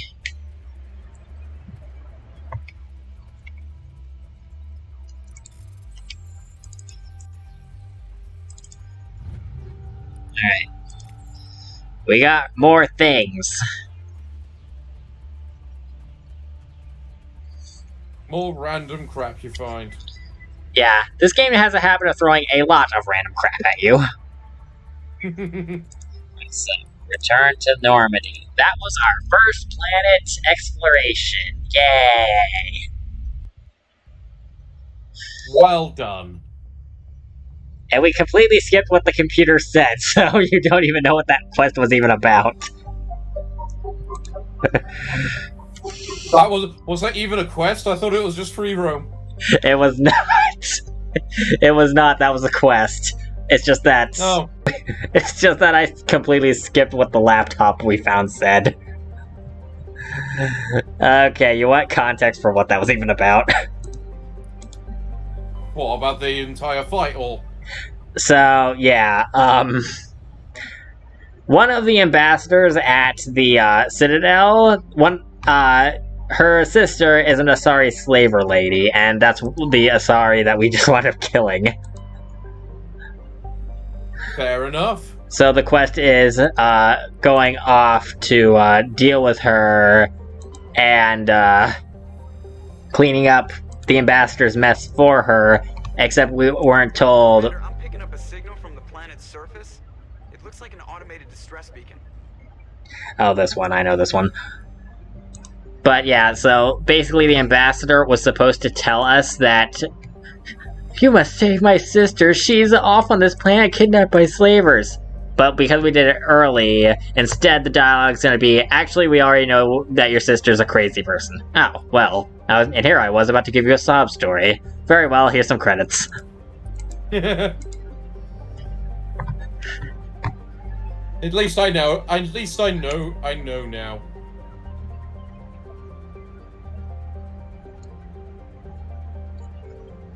Alright, so. Which one of these was it again? Dolus, that's it. Alright, so.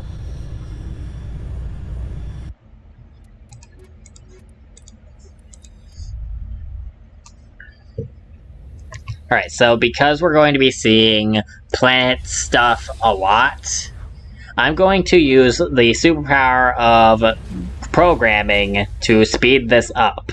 Because I think I've already told you in the previous chapter, like however many months ago, that I can use the power of speed up to make this go faster. See the stretch? Mm-hmm. The only thing that's ever of interest is, like, never the anomalies or the debris. It's usually just the one thing that you have to do. There we go.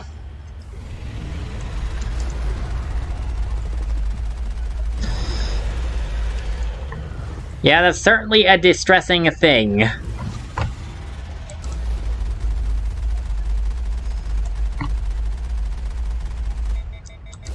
thought those things were unique to Kachunka. Apparently they aren't. What the hell are they then if they're found on multiple planets? I could ask the same about Pyjax, since there's an entire planet of Pyjax. They're not apparently exclusive to Kachunka either. Makes you ask questions, huh? You know what it probably is? It was probably just the Krogan shoving animals all over the place, so they had stuff to fight, you know? Could be. Either way, I leveled up.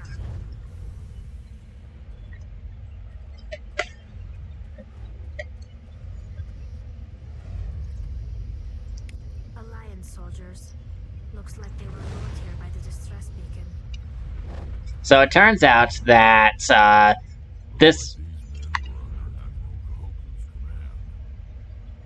Huh. Rex, how do you even know who that is? Did we even... He's a mercenary. He's a mercenary. He gets around. I don't know. He gets around to know enough about Alliance members, but doesn't know why Quarians are stuck in fire suits. Quarians don't fight. Of course he wouldn't have a care about them. Alliance do. Let's just move on before our headcanons start going crazy. Alright, let's...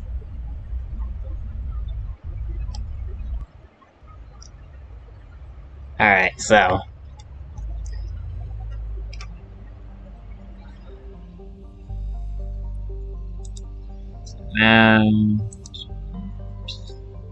Gnosis. That must be the correct one then, because I'm pretty sure it's not Athens.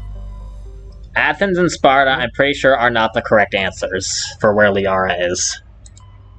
Then why aren't you going to the correct one? Because I don't think there's anything of interesting in Athens. I feel like I distinctly remember Athens doesn't even have a side quest.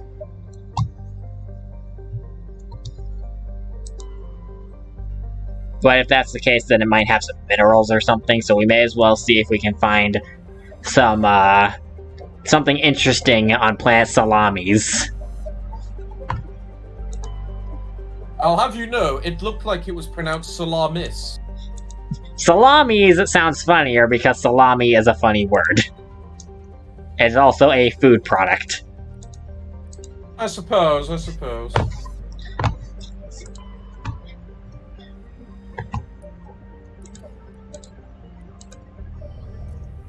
I'm not even reading any of the random crap we find. Nah, that doesn't surprise me. To be fair, this honestly feels like a classic RPG I need to play sometime. Just to experience it for myself. Yeah. Like, the random things that I'm finding are, like, matriarch writings from generations ago. Like, sorry, matriarch writings. Random gas deposits and minerals. Turian insignias, which I think are, like, lost soldiers, I would guess. That's the correct answer.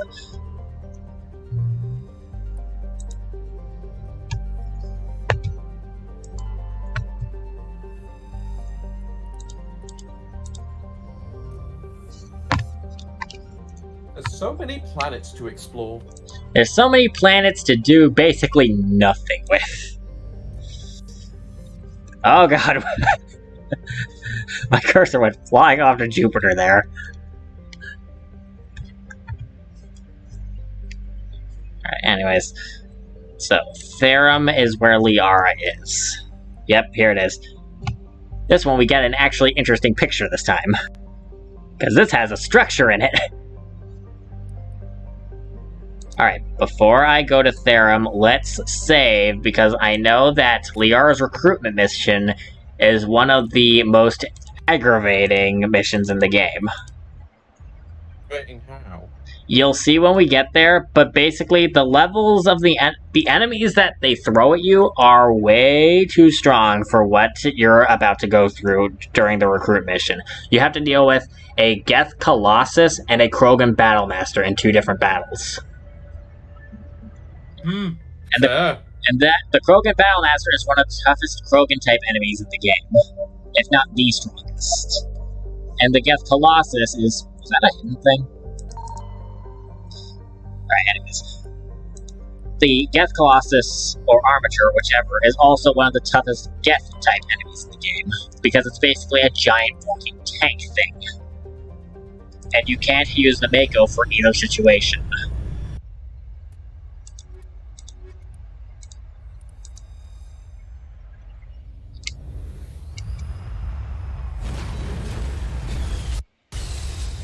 Here we are. Commander, I'm picking up some strange readings. Really strange, like off the damn charts. Why did they remove the car in the second game? Say that again? Why did they remove the car in the second game? They removed it likely because everyone was complaining about how long it took to drive from point A to point B, because most of the time you drive on empty planets. Like, there's long stretches of nothing. I guess that makes sense. I personally prefer how Andromeda does it, because Andromeda brought the car back, and there's usually a lot more interesting things to do, and even some specific areas where random encounters show up. So, at least there's stuff to do with Andromeda and its car system, although I found that running people over in that game isn't really that satisfying. I'm playing Mass Effect like it's Simpsons Hit and Run, and I should be doing that.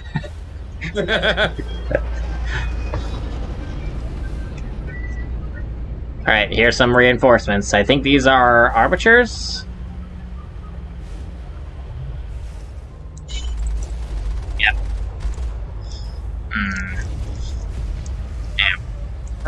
I'm not gonna lie, I like how the car can fly.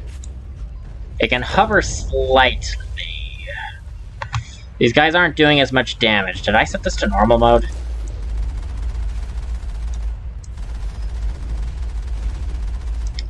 Right, I think I set it to normal mode instead of the insanity or hardcore mode. What was that moaning noise? No one got damaged! Maybe they're just enjoying the fight. Oh yay, we now have the sequel to Coco Yes noises. Great.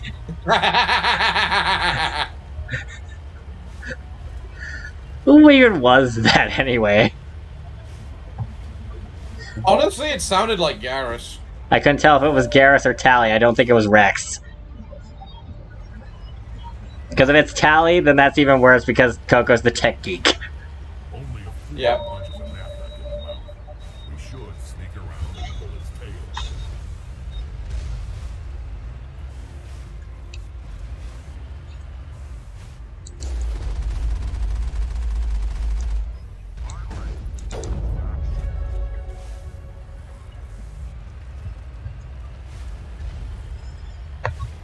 What difficulty did I set this game to when we first started? Veteran. It is... Okay, so it's not normal, but it's not hardcore either. That's why everything's... I think you said it's a veteran, so it's a nice experience. A bit of a difficulty experience for you, but also not too hard, so you can actually go through the story to see it. No, I think I picked veteran because it doesn't take as long by comparison to if I pick the harder difficulty because they become more damage spongy the higher the difficulty setting. And I was debating between it and hardcore because I usually play on insanity.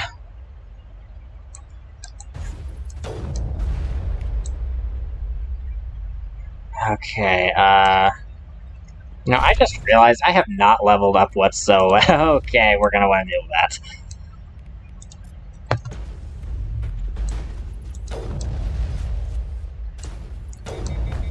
You do not like it when enemies bum rush you like that. That always leads to dying very, very quickly when the enemy goes melee. I mean, that kind of makes sense. You're unlike you, you're a squad of 3. They've got as many people as they can have to be able to bum rush you. Alright, let's actually level these guys up. Tally's not close enough yet, but we'll go with that for now. Attack resistance is shield capacity. We'll go with that. Alright, Rex, what do I want to give you?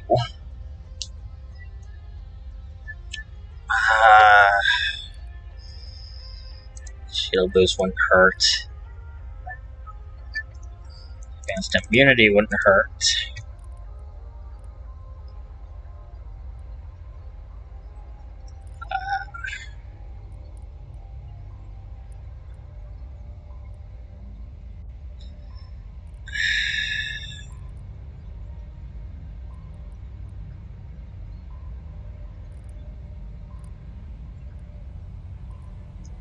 I'll go with warp for now. Alright, let's see. Alright, we now have access to lift. Cool.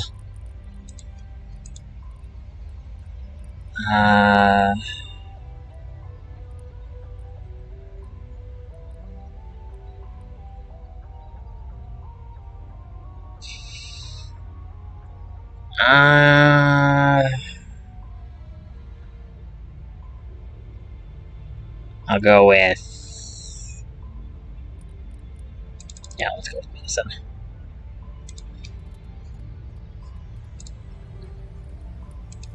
Ooh, we got a heat sink. Does that improve how much you can fire before you... Heat absorption. Heat? Yep. Yeah. And with highest rank heat sinks or frictionless materials, you can basically have a automatic rifle that never stops or runs out of ammo. Nice.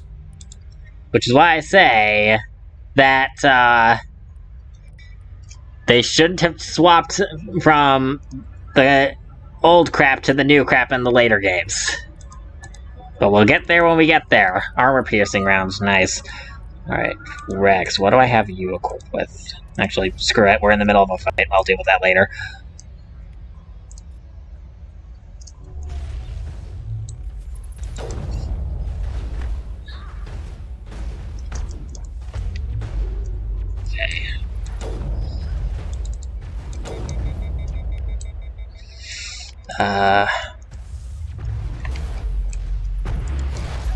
Dang. Alright.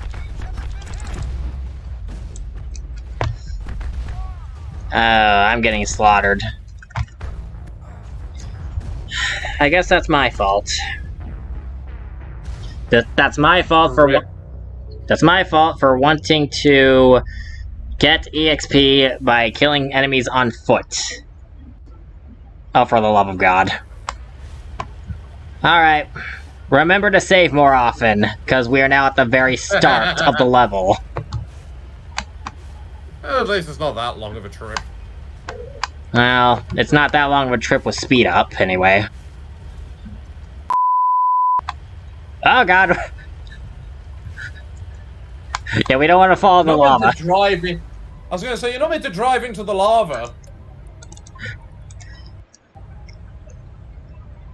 Alright, well, I didn't make a new save, so I guess we're committed. Only a fool punches a gnat back in the Actually, wait a minute. should sneak around and pull its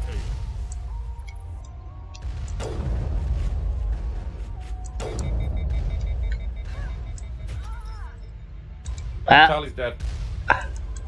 Don't worry, she has superpowers. She's fine.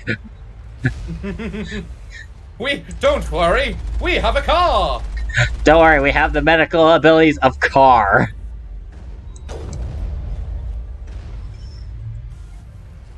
This thing is about to actually start taking damage.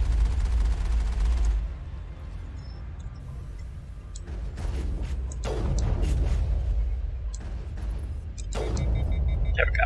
That's 600-ish experience points. Nice. Yay! Alright.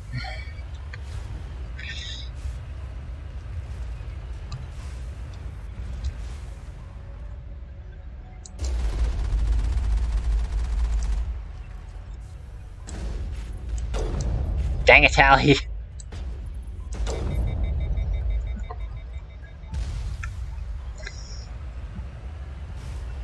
It's really awkward that I have to keep getting out of the car over and over again just to make sure I get all the EXP. Yeah, it is one of those odd things where you kind of... I understand giving reduced XP for using the car, but... But it kind of encourages, very awkward play. Yeah. Like, I feel like I should be stuck in the car with no way to get out during sections like this or something. Like, make its own separate thing.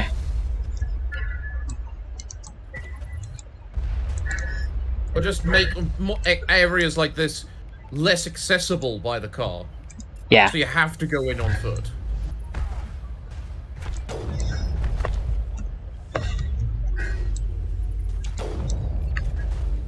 So you know how, like, in Mass Effect 3's multiplayer? Oh god. This is a problem. Oh, right. I forgot. You didn't level everyone up? I died before, so let's just, Quickly resolve that. And up.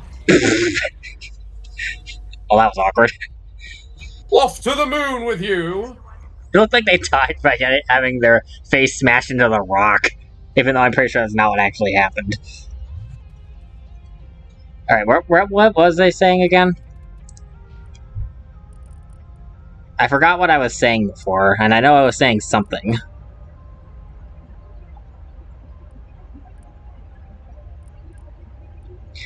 I take it you don't remember either, crap. No. Right, we were talking about the car and being outside gaining EXP. And then I was... Oh, right, yeah. And then I was about to bring up, because I saw the hexagon shields that the Geth were deploying. I don't think they'll show up in Mass Effect 2 or 3, but that's where the Geth shield that you use when you're playing the Mass Effect 3 multiplayer as that Geth Juggernaut, that's where this thing comes from.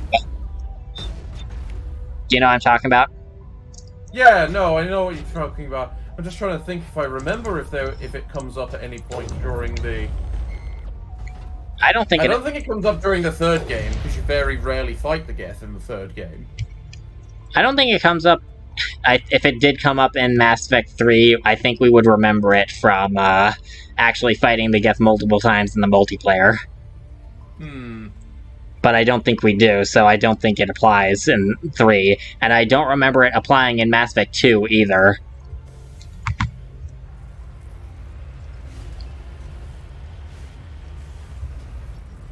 Alright, so...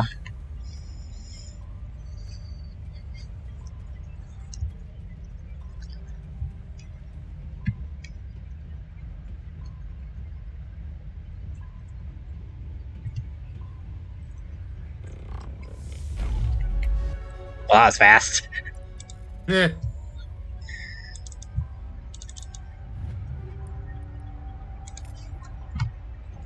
Alright, so... Oh yeah, I forgot they have dialogue here. Hold on. No, they're not talking. Crap. Never mind. I'll wait until later, because I know they have dialogue for this planet. Maybe they'll say stuff out here. Maybe they will say stuff if I put the weapons away. Talk about the planet's dryness! Talk, damn you! Give me boring dialogue! I know Tally says something interesting here. And I'm pretty sure I remember what it is. Don't worry, I'll deal with that Geth later. Just let me quick do this. Alright. Eh. Did you just kick it on the ground? Yep.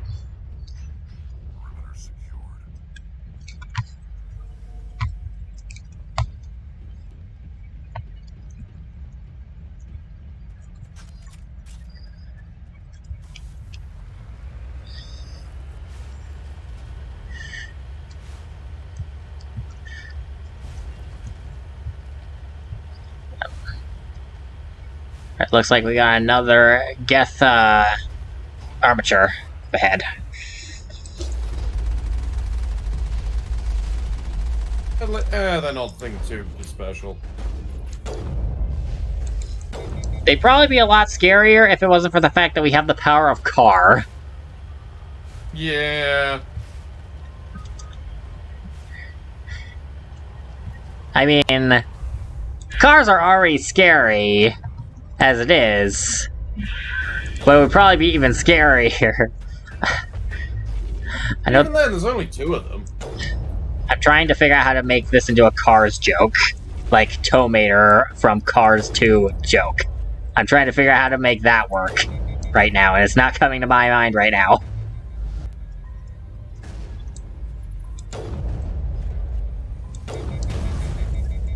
Oh wow, those actually... Are they like miniature tanks, considering how little damage you're actually doing to them? Basically. Oh. They have constant fire, and they're constantly shooting at us, even without those big energy blasts. Nice shot, Tally. Oh, well that's not normal. Tally's the one that's not dead this time. Yep.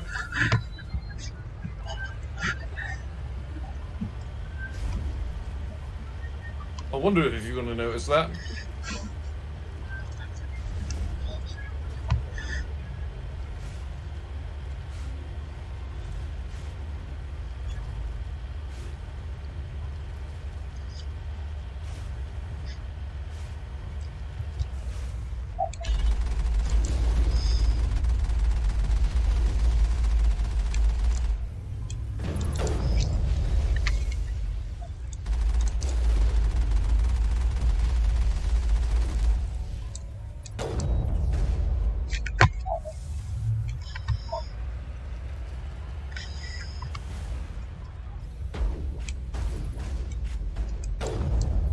I do not know how I hit that.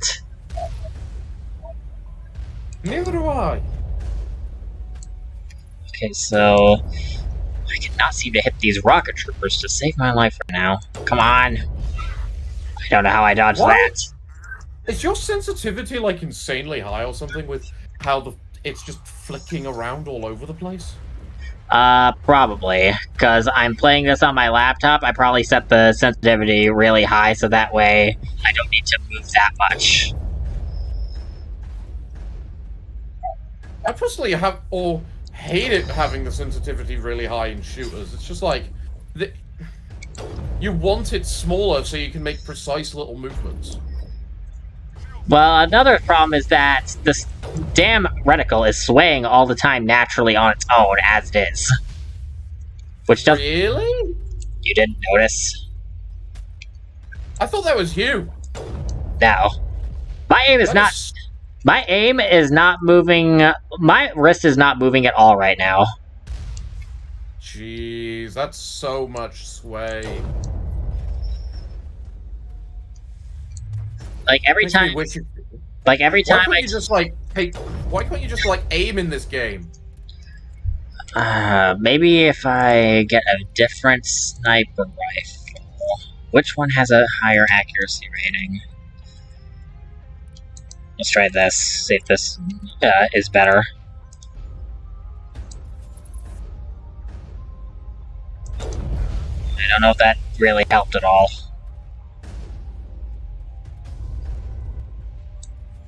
Oh, that is a Colossus. We are using the car for that.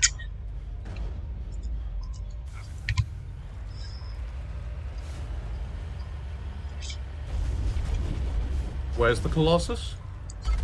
That. Oh. It's basically an armature, but even worse. I was gonna say it looks similar to an armature.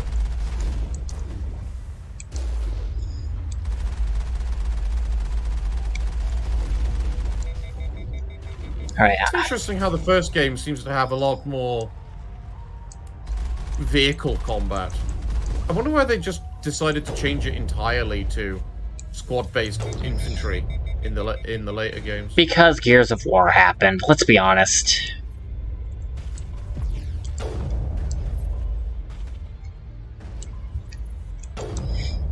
Once the PS3 era of first-person shooters happened, everything wound up changing to coincide with it. That's the most likely reason why Mass Effect 2 turned into an action shooter. Because how much of the RPG aspects of Mass Effect actually translated over to Mass Effect 2 specifically by comparison to any of the other Mass Effect games? I mean, it still had, like, the character independence, but... The RPG elements of Mass Effect 2 are the most stripped back out of all of them. You could try arguing the same for 3, considering that they got rid of neutral options to streamline the experience. But, let's be honest here, when it came to the gameplay, the RPG elements of that were stripped down to the bone. You only had 4 ranks to work with for each skill, for example. Alright, Tally is finally able to hack somebody.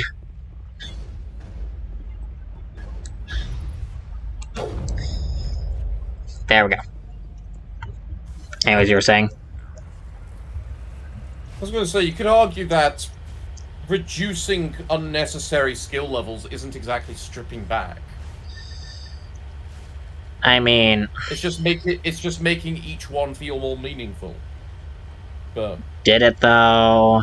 Did it? A little bit, probably. I don't agree, honestly. Because I see that each skill in this game seems to have 20 levels, and I just think, honestly, what's the difference between, like, level 2 and level 3? It's not that bad, if you ask me. Like, you will feel the difference between a low-level lift versus a high-level one. It's also relevant. It also depends on how many, like, skill points you gain per level from leveling up, and how long that takes with each character. And like in this game, does each level is 1 point, right? Each level is 2 points. We get 2 skill points per level. No, I meant each skill level is 1 point. I guess. What do you mean you guess? It's... What you're seeing on the screen is what you get. Take that as you will. Terminology be damned. Leveling up a skill takes 1 point. That's what I'm saying. Yes. Yeah. And while which then I get, while yes, it is a small increase, those small increases pile up. Yes, they do. I'm also going to state that the points you gain per level seems to be the exact same as the later games, which is 2 per level. But at the same time, because the later games stripped it down to lower levels and made it so that level 1 takes 1 point, level 2 takes 2 points, level 3 takes 3 points, this game feels a little bit more impactful because at least you can level something up every level. Yeah. Yeah. Unlike the later games where it's just like, okay, I've leveled up my 5-pointer. Now I've got to wait 3 levels. Yep.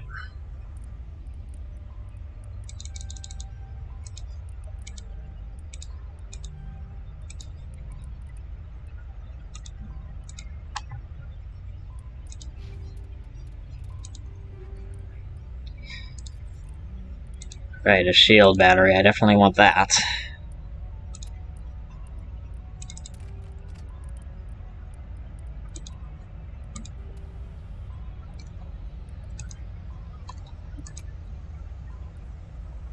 Yeah, let's go with chemical rounds. Why not?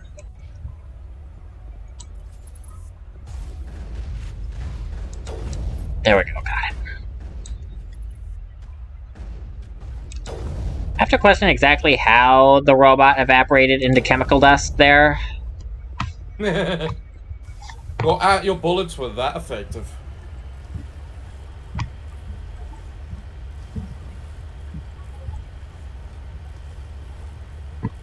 I won't lie, the vehicle in this game at least makes the world seem significantly bigger. Yep. I personally don't hate the Mako, but it is a lot harder to enjoy with how slow it is, so I do have to use the code to make it more enjoyable for me. It is on the slow side. I also have to kind of semi-question why... You could argue the Mako shouldn't exist, because as a pinpoint squad, you could just, you know, appear right on top of them, considering you got a giant spaceship which can just go to wherever you need to go, kind of thing. But... There was actually one point in the game where I screwed up and got the Mako stuck and I had to travel on foot. And this was without codes because I was playing on a college friend's Xbox to play the game. So I had to walk a long period of time just to get from point A to point B without the Mako. That was on Pharos' Skyway. I got the thing stuck about halfway through my first run, and then I couldn't get it unstuck. Okay. Alright, Tally. Do your thing.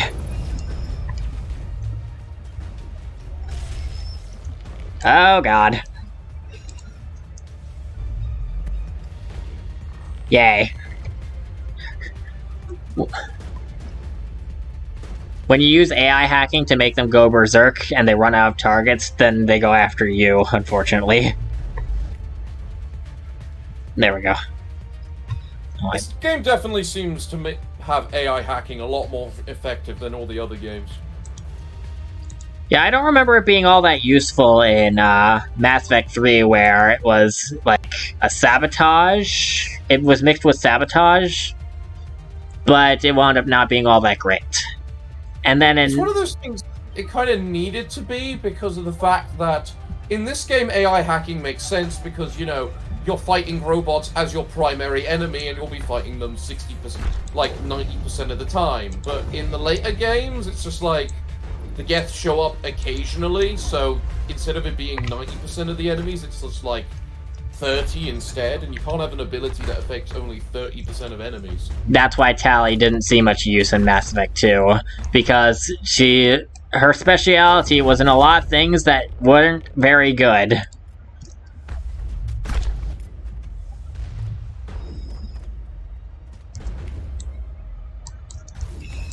I use Tally in Mass Effect 2. I do too, but a lot of players don't really get much use out of her because of how specific her skill set is. I know I specifically used Grunt.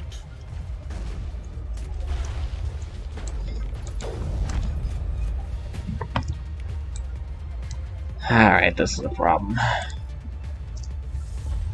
Come on, Gareth Shepard. Commander Gareth Shepard. Show them why you're a badass. Alright. Alright. My god. My cooldowns.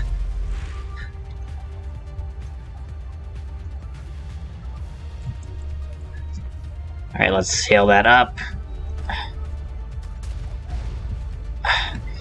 We have got to get rid of that stupid sniper.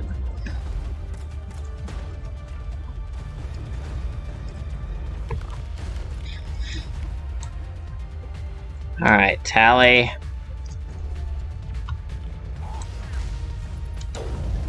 Nice.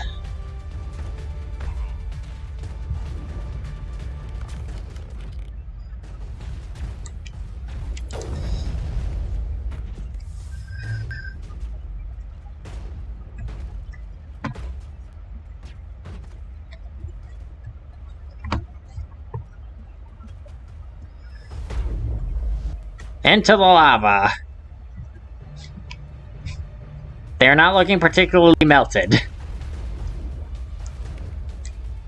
Guess they're made out of something fireproof, and it's why they can keep shooting, unlike you. Well, they're not living very long.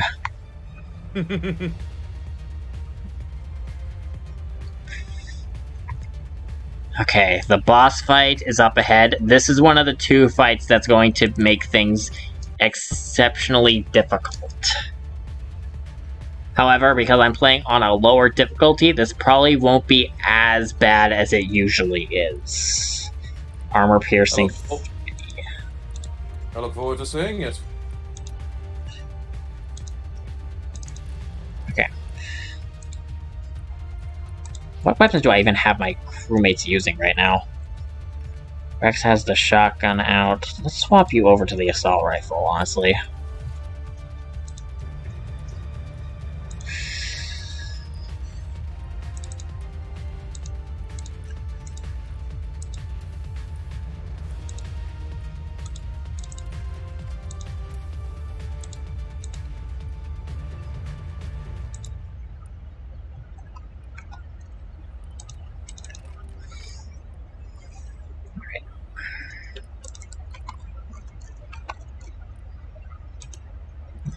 That's the...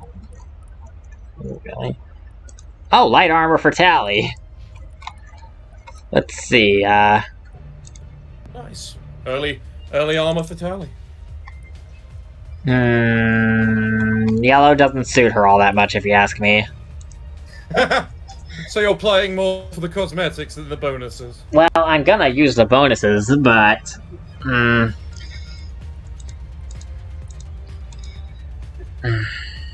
Do I want the tech biotic protection or the shields? Honestly, the shields aren't that much. Let's go back.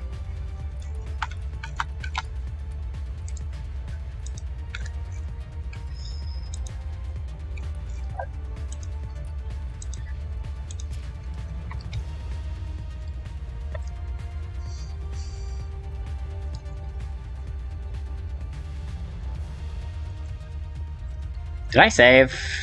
I forgot if I saved. Let's save again just to be safe. I mean, you saved a little, not so long ago, but not before the armor. Oh, I'm doing it literally seconds before the cutscene isn't too bad.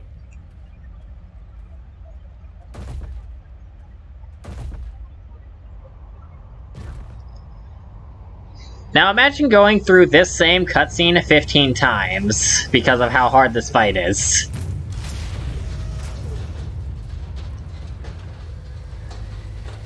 Well, that looks pretty damn big.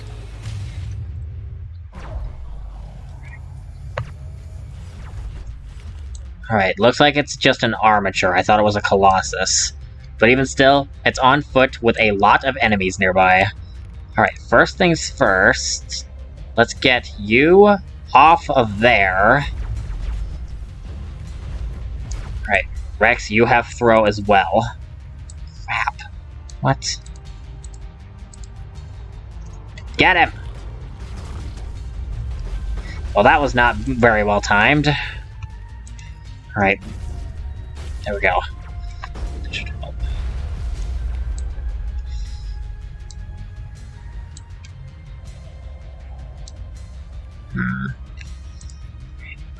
Let's go for this.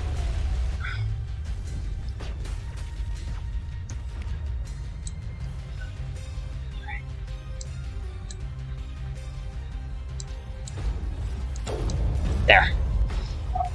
The ghosts and stalkers have a habit of flying absolutely everywhere. So having something that can keep them still is not a bad idea. Yeah, I get that. Did that one just fall on top of the other one? Hey, if you can kill them in some creative ways, why not?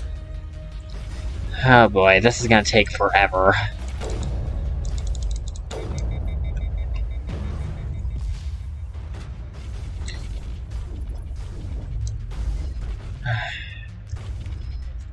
Alright, let's see.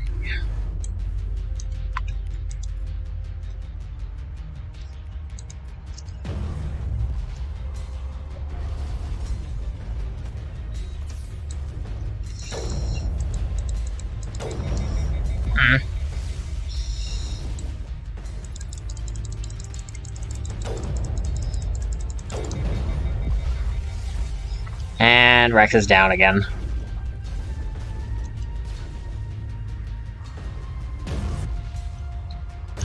Okay.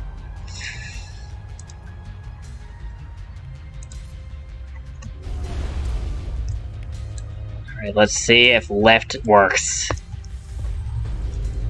It did not. It's not strong enough yet. Who would have thought? Can't lift a tank. I mean, you can blow it up though. I mean, once it's fully upgraded, you can. We just haven't gotten that far yet. Either way, we are past that part now. I'm going full on medicine now. Alright, Rex, what am I doing? What does medicine give you? It increases the cool... Okay, the cooldown is reduced for first aid, which means I can play medic faster. And it gets me Master Neural Shock, which allows me to knock an enemy organic down for a few seconds. You certainly get a lot more abilities in the first game. You definitely have a lot more... I love playing this game by comparison to other ones, just because it lets... I like playing Spellcaster.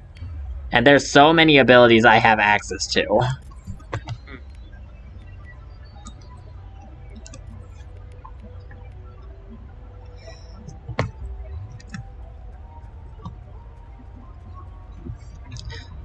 Alright, hold on.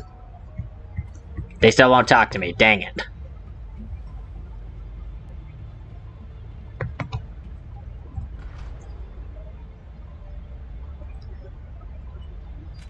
Alright, will he talk to me now? There we go.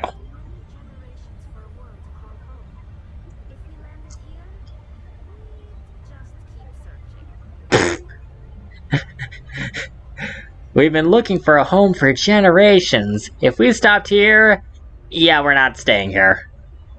But that's actually something that I wanted to bring up specifically, because Tally makes a big deal in Mass Effect 2 about getting Rannoch back specifically, despite the fact that here she says that her people are looking for a new home, which makes me wonder, did something change, or is this just another one of those weird writing things?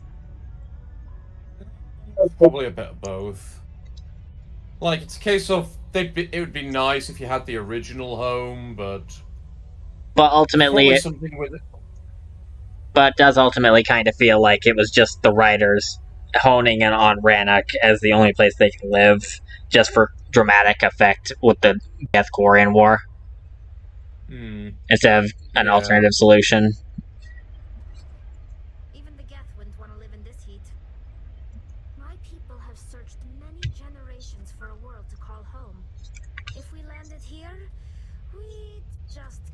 searching? Nothing but rocks, dirt, and lava. Reminds me of home.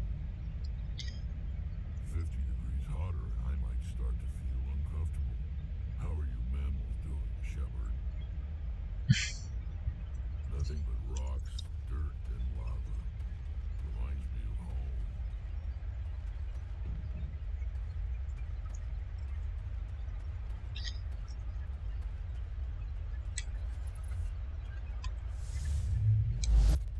And they went flying off the edge.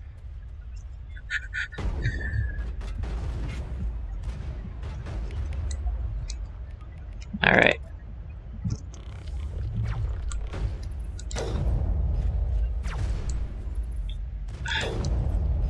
Alright, got the exploding canister kill.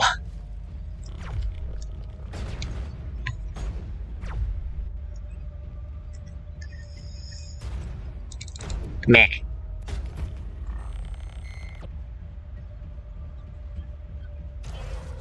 looks like this cavern formed around the ruin after it was built. Alright, so you want to hear something funny that Ashley says when she gets here? What's that? I dare you to spit over the edge.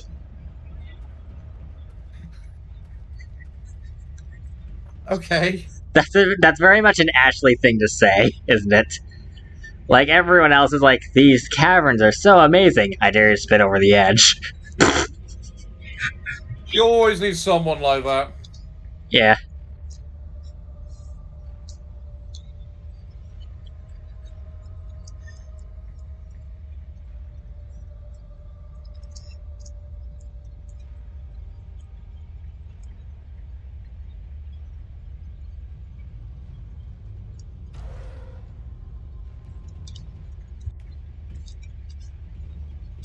Alright, there should...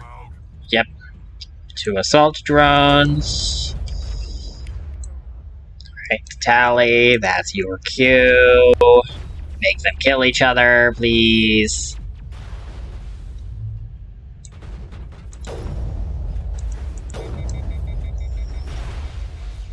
Yay.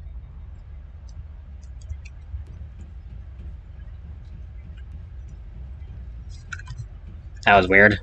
I saw the text, but I didn't hear the dialogue.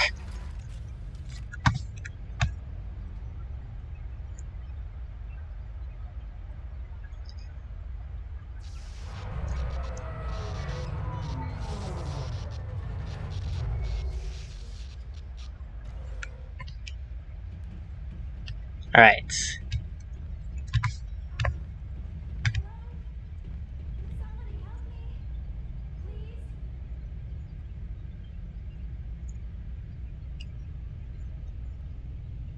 Can you hear me out there? I'm trapped. I need help. Are you okay? What happened to you? Listen, this thing I'm in is a Prothean security device. I cannot move, so I need you to get me out of it, alright? Hello, Smurfette. How are you doing? Do you need the bathroom? How'd you end up in there? I was exploring the ruins when the Geth showed up, so I hid in here. Can you believe that? Geth beyond the veil! I activated the tower's defenses. I knew the barrier curtains would keep them out. When I turned it on, I must have hit something I wasn't supposed to. I was trapped in here. You must get me out, please! Your mother is working with Saren. Whose side are you on? What? I am not on anybody's side. I may be Benezia's daughter, but I'm nothing like her. I have not spoken to her in years. Please, just get me out of here. We just need to figure You know, some when way past this as a energy. species that lives for thousands of years, they must have a lot of... Their families must be huge. When I turned it on, I must have hit All things considered, maybe, but I doubt it's huge in the Krogan way. Like, they probably... It depends on how restrained they are, I would assume. Because Asari may live for 1,000 years, but having 1,000 kids would suck. Yeah. And I feel like they probably have some... I trust them to have some sort of law in place to make sure that they don't have 500 kids. Because...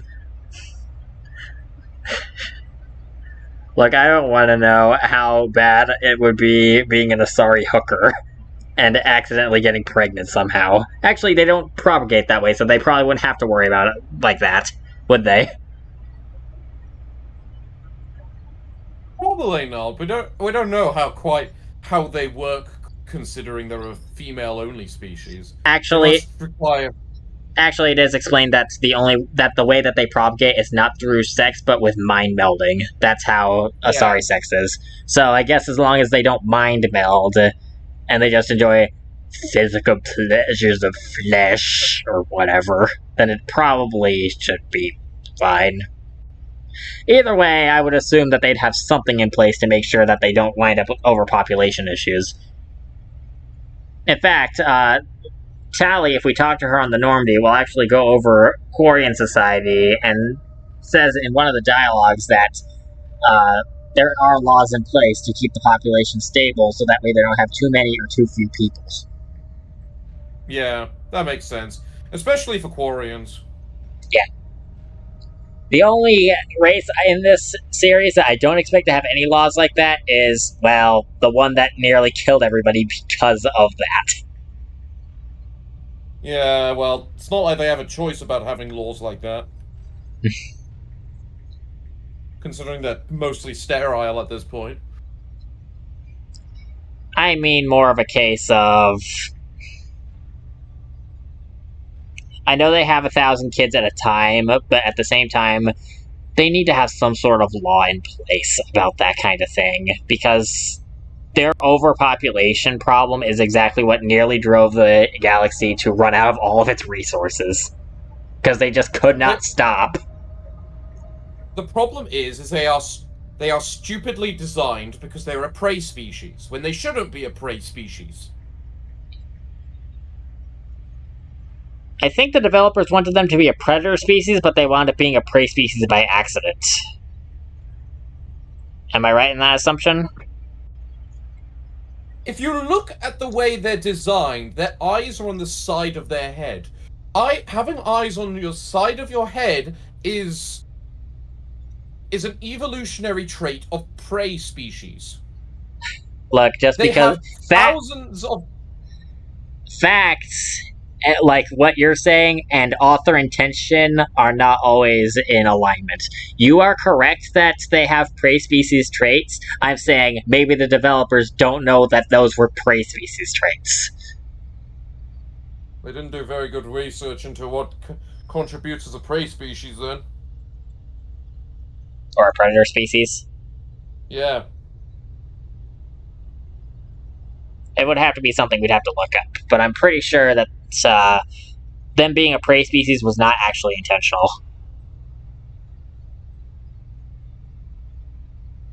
We'll find some way to help you.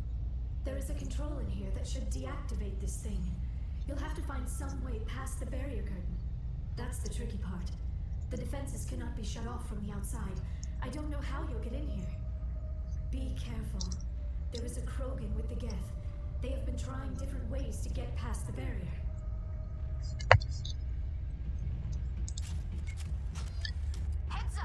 So Mass Effect 1, 2, and 3 never really properly feel like they go over the Krogan Rebellion War and exactly how they're part of the fault in it. But when I played Mass Effect Andromeda, one of the first Krogan NPCs actually flat out says that she fully believes that the Krogan screwed up. That was the first time anyone actually talked about the Krogan being at fault for the Krogan Rebellion War instead of washing out the stains as if it's entirely the Solarians and Turians' fault. Because let's be honest, Mass Effect 2 and 3, and to an extent 1, portray it as if the Krogan are completely faultless for what they did, you know? Yeah. Like, they just gloss over what they did.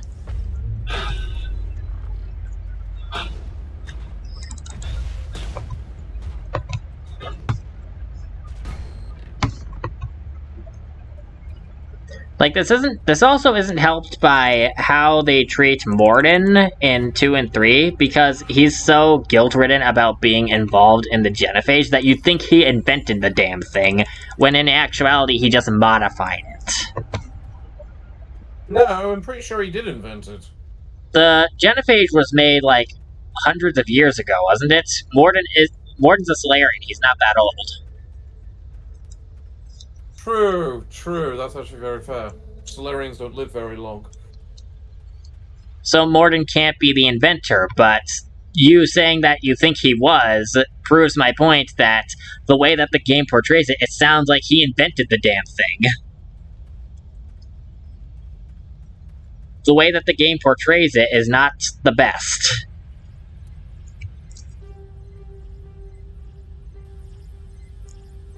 Oops. Up, left, down, up, left, left, up, right, up. I have to put in a sequence and I don't know what it is, so we're just testing whatever works. There we go. Trial and error, that's how you use dangerous mining equipment. But yeah, with how Mass Effect 1, 2, and 3 portrayed the Krogan Rebellion, it does kind of feel like they are trying their absolute hardest to wash out the sins of the past on the Krogan side, just to make the Solarians and Turians look worse, just to make the arc more satisfying for those who are underinformed. But because we're informed, it doesn't feel quite as right. You know? And the same can also be said for the Geth and Quarian War, because the Geth killed off like 90% of the Quarian population. Like, I'm pretty sure that's a flat-out fact, that the Geth killed like 90-ish% of the population. That's basically a genocide by that point. But yeah, but that was also done in self-defense. And when the Quarians left, they didn't pursue. Even if it was self-defense, 90% of the population, especially with how Mass Effect 3 portrays it as if there were Quarian sympathizers, you'd think things would go a bit differently. Yeah. Like, the way that they portray it makes the Quarians look like they are very much at fault. When the reality is, both sides kind of effed up. Just like how, with the other one, there's a bit of a nuance, but because of how Mass Effect 3 portrays everything, trying to make everything satisfying by picking sides, it doesn't work so great.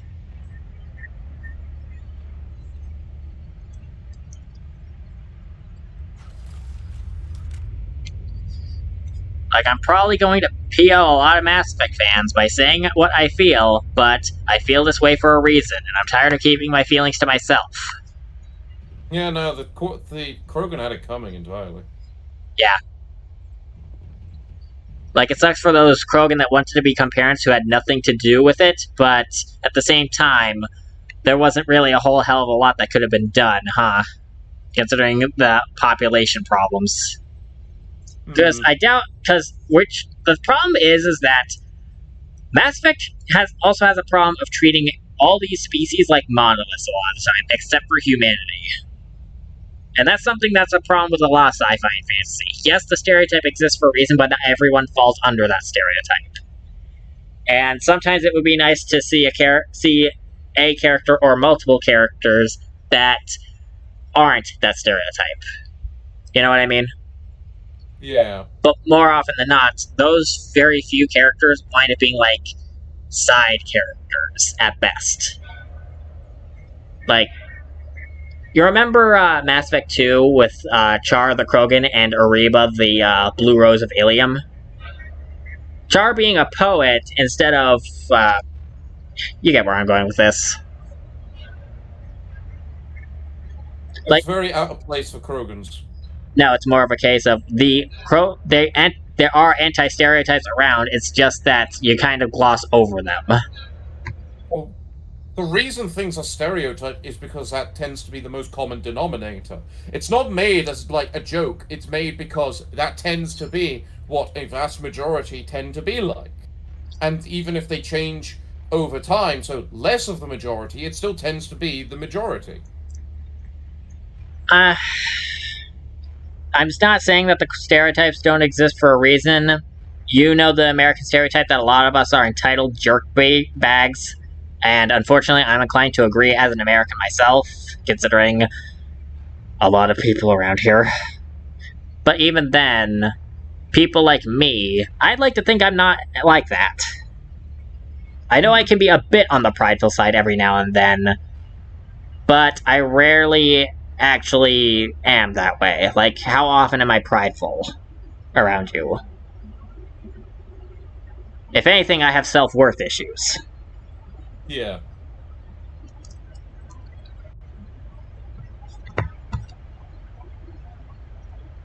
Either way, that's a debate for another day, I suppose.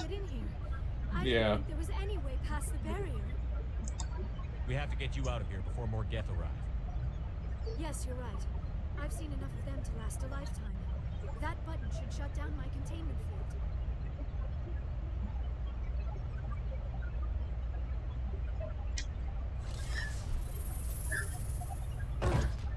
Liara looks so much better in the green dress thing, by comparison to the layer of the Shadow Broker armor. I honestly don't like the white armor thing that she's wearing in Mass Effect 2 and 3. Yeah. She looks a lot more like a proper scientist here. Yeah. I still cannot believe all this. Why would the Geth come after me? Do you think Benezia's involved? Saren's looking for the conduit. You're a Prothean expert. He probably wants you to help him find it. The conduit? But I don't know. What the hell was that? These ruins are not stable. That mining laser must have triggered a seismic event. We have to hurry. The whole place is caving in. Joker, get the Normandy airborne and lock in on my signal. On the double, mister. Aye, aye, Commander. Secure and away. ETA 8 minutes. He needs to move faster. If I die in here, I'll kill him.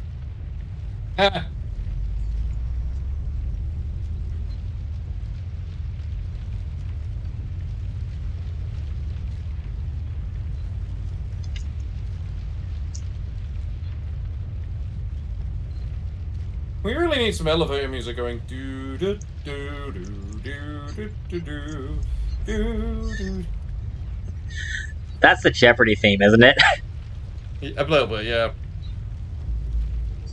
Who the heck is this?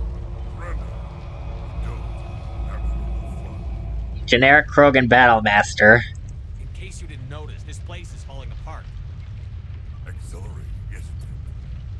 Thanks for getting rid of those energy fields for us. How'd the gun go? Whatever it is you want, you are not getting it from me. She'll stay with us, thanks. Not an option.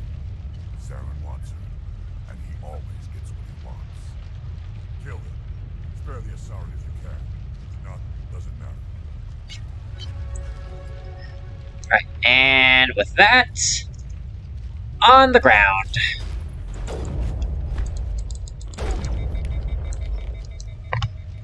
Screw you, Krogan. We have no business dealing with your people. Alright, this is a problem. Come on. Yes, you lured a Krogan into melee range. What are you doing? No, I mean he didn't stay down for long enough. Come on. There we go. That's the hard one. He's down. Liara, use your biotics to help us instead of standing there. She's a scientist, not a combatant. For this fight, apparently.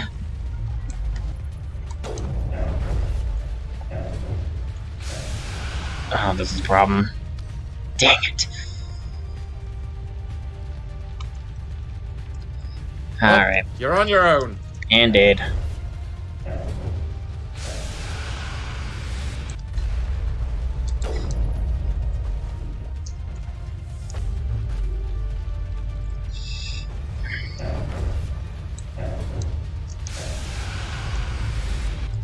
Are you sure it was the Krogan that was the hard one and not the goddamn whatchamacallit. The Geth. The Geth are a problem, it's just that the Krogan Battlemaster always runs into melee range. I meant the sniper more than anything. I mean, I think there's 2 of them. Come on. Oh wow, that killed one of there we go. You yoinked him and he pulled straight into his cover, dealing the rest of the damage.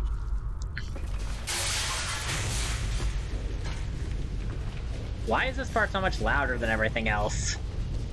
Yeah, I was just thinking that myself.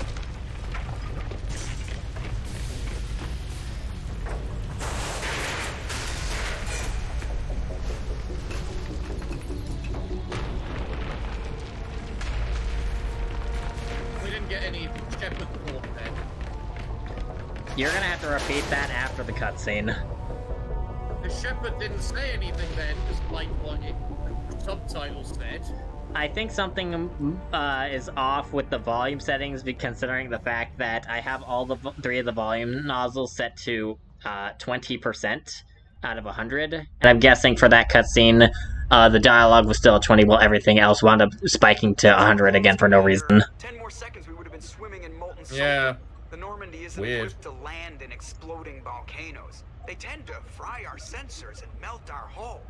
Just for future reference. We almost the pilot is making jokes. I think the thing is that Mass Effect 1 was ported to PC instead of naturally being for PC. And a different studio handled it called Demiurge. That might have factored into why this game winds up having so many weird glitches that I keep running into. Such as when I try running people over, like this is Simpsons Hit Run, and the game crashes. That's probably what might have happened, is because a different studio handled the porting. Who knows? Who knows? Ports are always can be a bit like that. Yeah. Joker pulled our asses out of there. I think he's earned the right to a few bad jokes. I see. It must be a human thing. I don't have a lot of experience dealing with your species, Commander. But I am grateful to you. You saved my life back there. And not just from the volcano. Those Geth would have killed me or dragged me off to Saren. There was no full stop there. Do you know something about the conduit? Only that it was somehow connected to the Prothean extinction. That is my real area of expertise. I have spent the past 50 years trying to figure out what happened to them. Okay, you're gonna have to repeat what you said, because I didn't hear you over the dialogue. I said there was no full stop there with what she said. The subtitles had a full stop. She did not have a full stop with whether she spoke. So there was a period there, but she kept talking as if it was a comma? No, she kept talking as if nothing was there. Welcome to the awkwardness that is Liara in Mass Effect 1. Fair enough. I like Liara in Mass Effect 1 more than 2 and 3, and you'll see why as we go through. Yeah. Alright, so, on to the thing that made me never want to romance her. How old are you exactly? I hate to admit it, but I am only 106. Damn! I hope I look that good when I'm your age. A century may seem like a long time to a short-lived species like yours, but among the Asari, I am barely considered more than a child. That is why my research has not received the attention it deserves.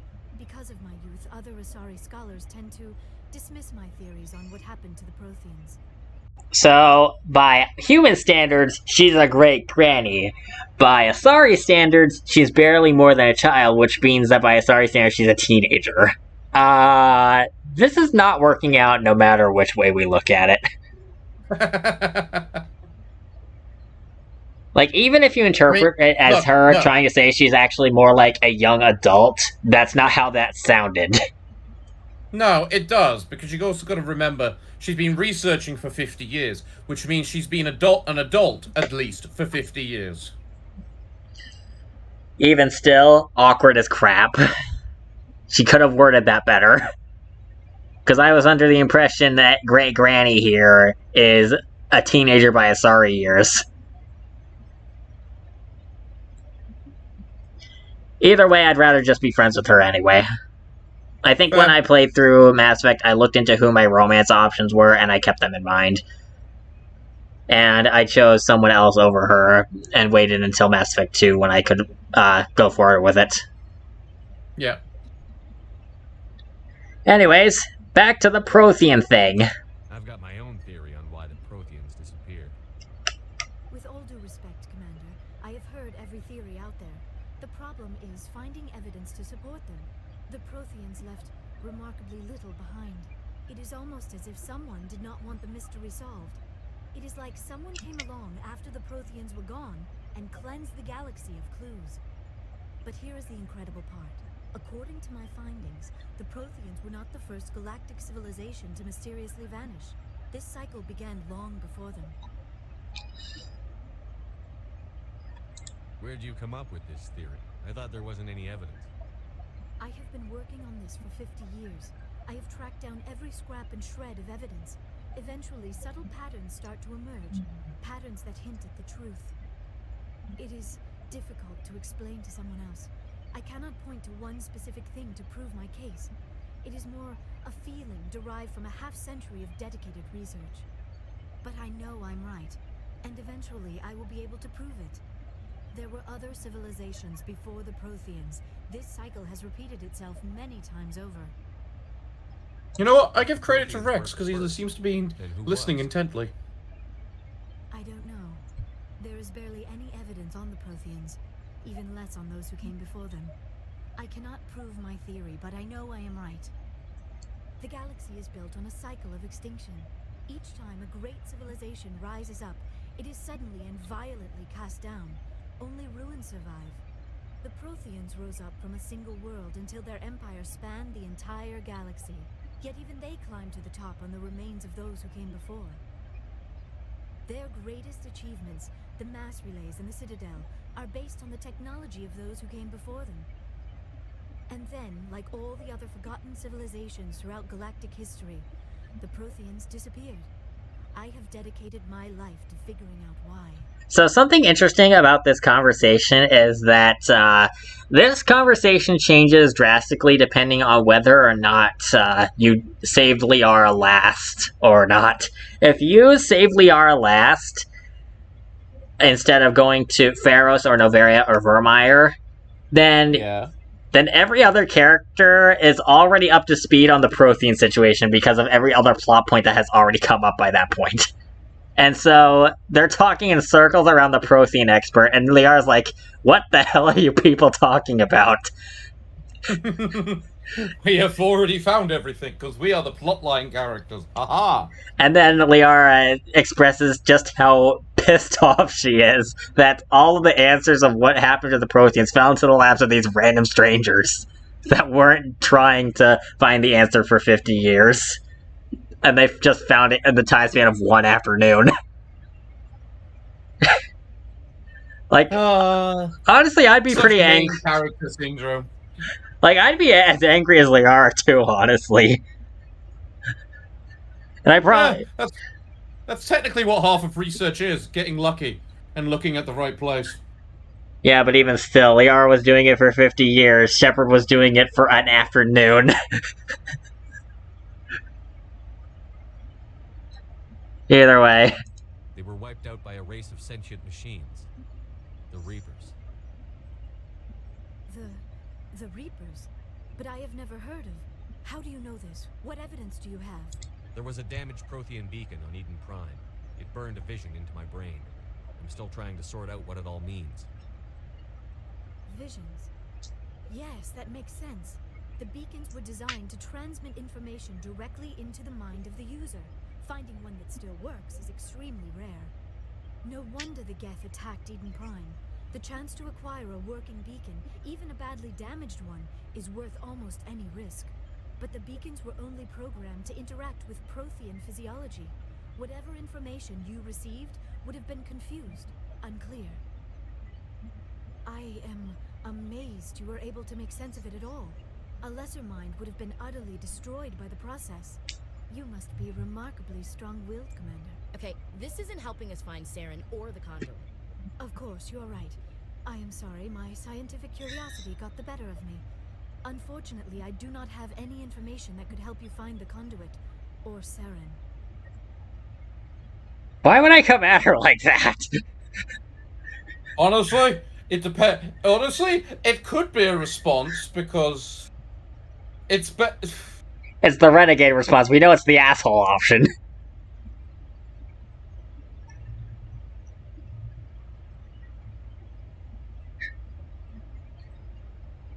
Alright, no response. Moving on. I don't know why Saren wanted you out of the picture, but I think we'll be a lot better off if we bring you along.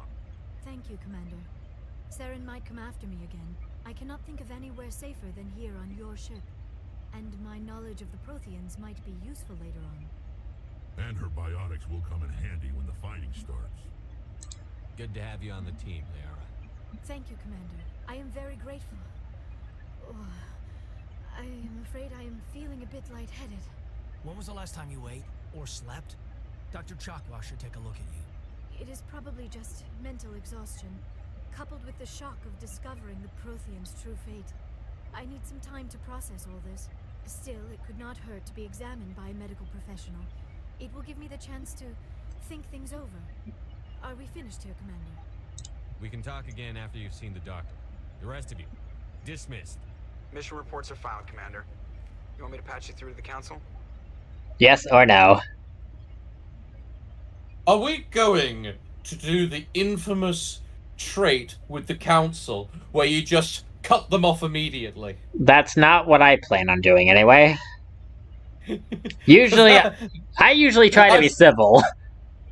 I've seen those cutscenes. They're hilarious. Where you just decide to cut off the where you keep deciding to just cut off the Council halfway through the conversation. Especially because Joker references it in the third game if you actually do it. Like, there's a dialogue option. Joker says, like, "Man, remember the good times where we'd call up the Council just to immediately cut them off? Ah, good times." I thought. I mean, I know what. I thought he phrased it like, "Hey, let me know if you ever want to call the Council, just so you can hang up on them again." Yeah, that too. Like, I remember one of the later ones is when you call up the Council. They're like, "Shepard, are you calling just so you can cut us off again?" And then the answer could be, "You know it!" And then you just cut off. Yep. Honestly, with how rude they are for no reason, they kind of have it coming a bit. I try to be civil because I'm like that, but either way, are we calling? I don't know whether or not to call them or not, but if we're calling them, I'm gonna at least try to be civil. Hey, we can call them and be civil until they're not civil. Patch him through, Joker. Setting up the link now, Commander. I never actually said no before. Commander, I understand Dr. Tassoni is on the Normandy. I assume you're taking the necessary security precautions. Liara's on our side. The Geth were trying to kill her. Benezia would never allow Saren to kill her daughter. Maybe she doesn't know. Or maybe we don't know her. We never expected she could become a traitor. At least the mission was a success. Apart from the utter destruction of a major Prothean ruin. Was that really necessary, Shepard? The Geth were crawling all over the... No, that was rather rude. I suppose I could use a disconnect right there. Of course, Commander. The mission must always take priority. Good luck, Commander. Remember, we are all counting on you. Well, then, that's the first time you probably ever saw us play nice. Even when... and be the bigger man when they aren't. Yeah, but that's not fun. Alright, we should probably go and talk to our crewmates. It's gonna be interesting when we get downstairs. Alright, let's see. Who do we got first?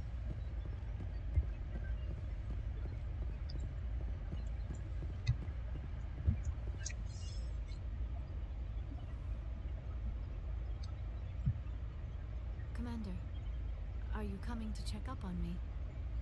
You look much better. How are you feeling? Dr. Chakwas assures me I am going to be fine. I was impressed with her knowledge of Asari physiology. You're in good hands. Dr. Chakwas knows what she's doing. I never properly thanked you for saving me from the Geth, Commander. If you hadn't shown up, I'm just glad we got there in time. So am I. I know you took a chance bringing me aboard this ship. I have seen the way your crew looks at me. They do not trust me.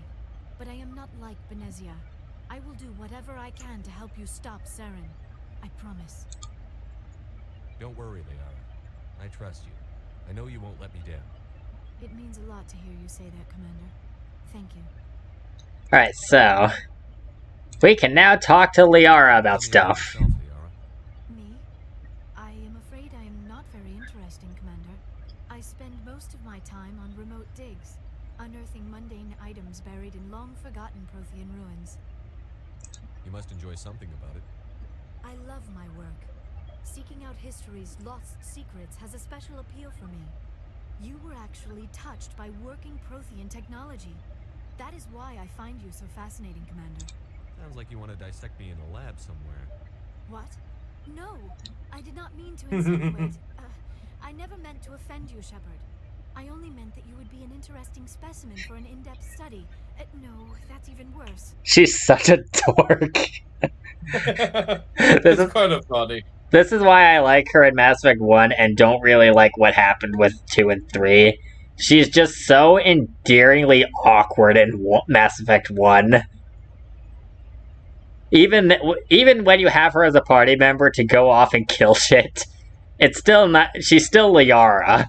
But when Mass Effect 2 happened, it felt like it wasn't Liara anymore, even though she already had gun experience and was already able to kill people. She doesn't need to be edgy to be a badass. She can still be a dork and be badass. You know?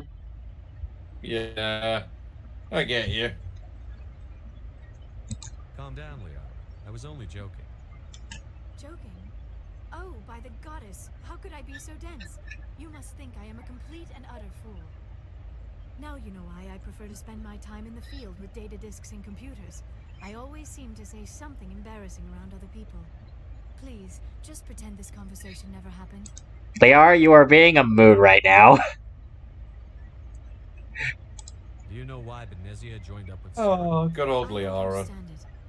I never got to see this side of her. It's nice. To become more involved in shaping galactic events.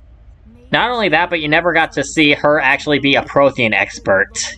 Because all you got was her Shadow Broker side, because in Mass Effect 2's main campaign, and Mass Effect 3's main campaign, you never get to go over the fact that she's a Prothean expert on old artifacts and crap. Instead, most of the crap that involves her in 2 and 3 are about her being an information broker.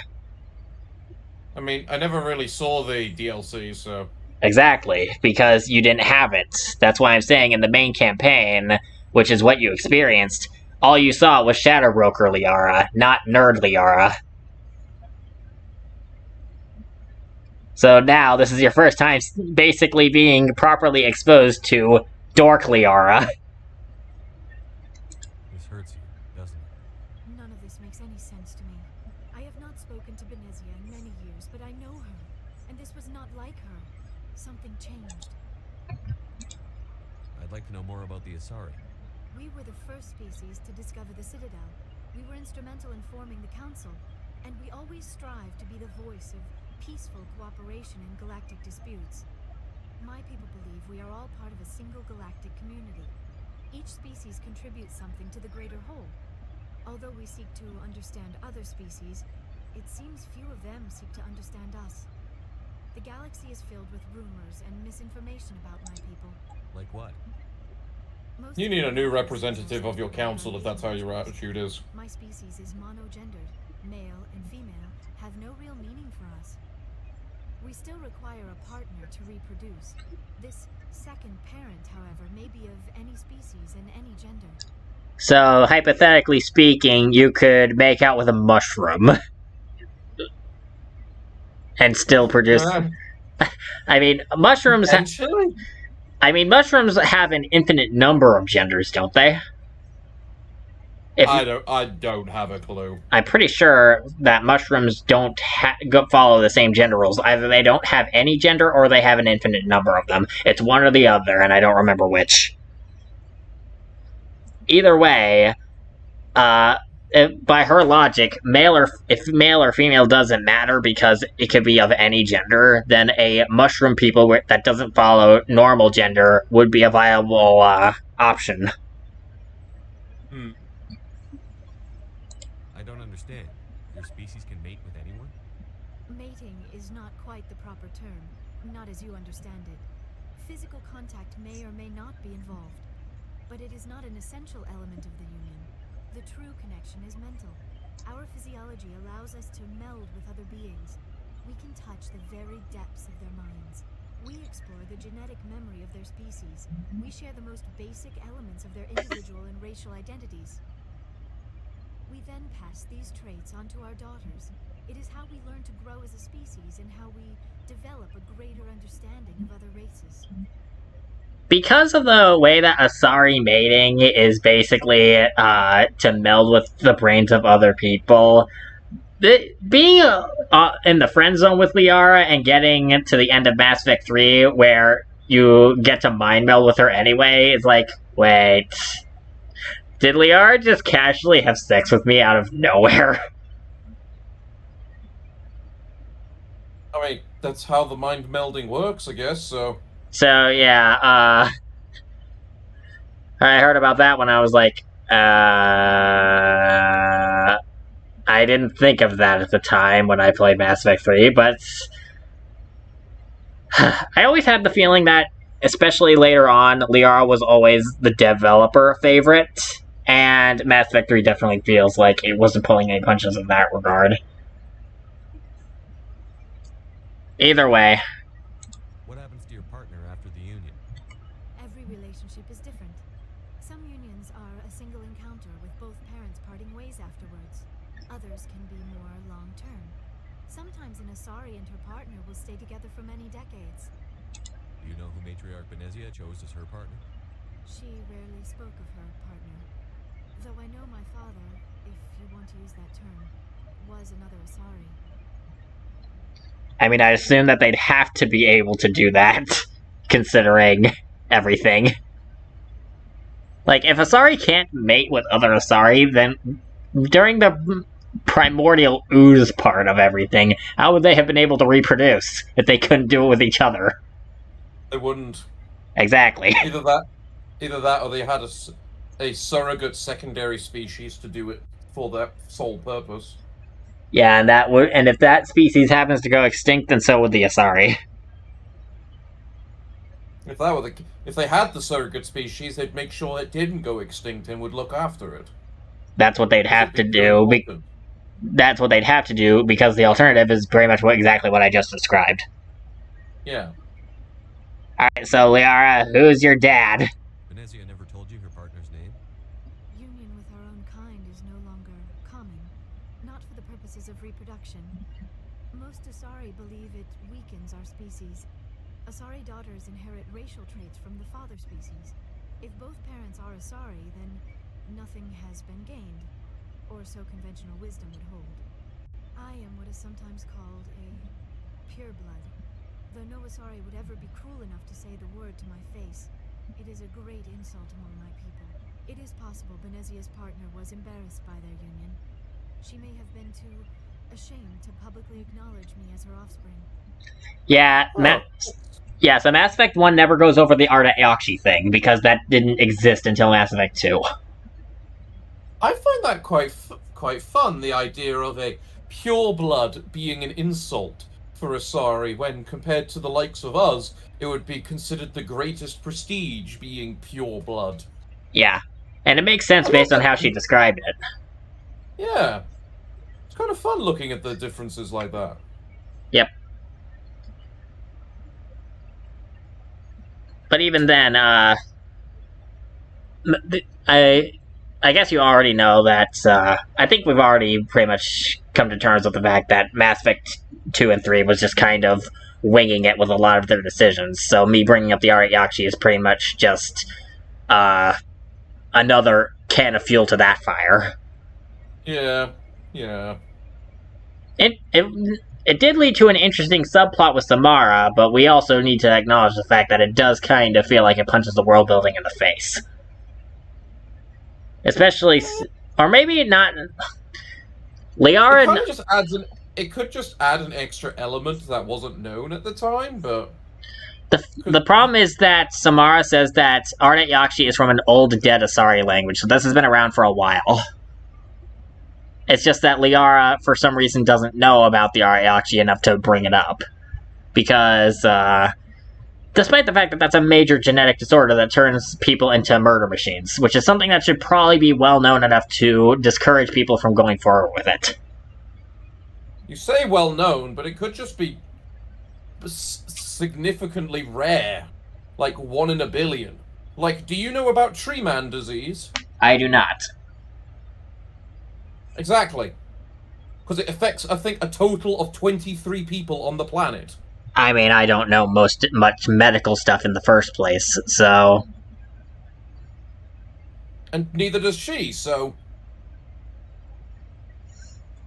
Either way. Maybe she wanted to meet you, but couldn't. Something could have happened to her. Maybe she passed away. You might be right.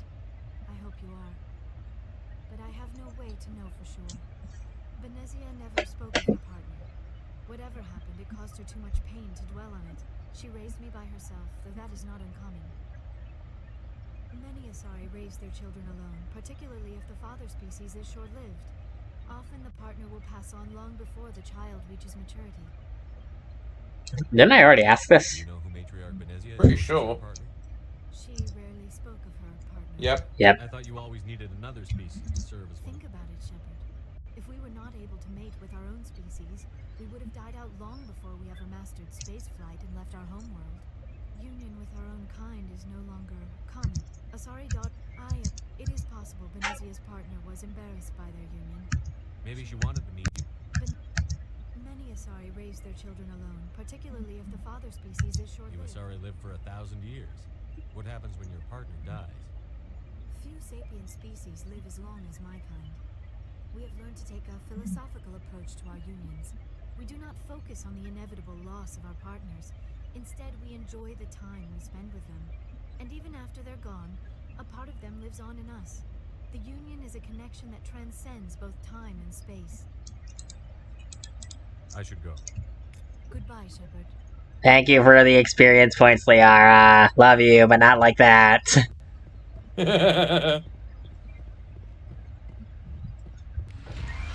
So the romance in this game is also kind of awkward. The only character you can really easily avoid hooking up with is Liara, just because you can tell her that you're not interested in her. But with Ashley and Caden, just talking with them and being nice to them is enough for them to be interested in you and try to hook up with you, even if you're not interested back. Which is very awkward for a lot of Paragon players. Yeah. I can understand that. Alright, Caden. What boring thing do you have to say?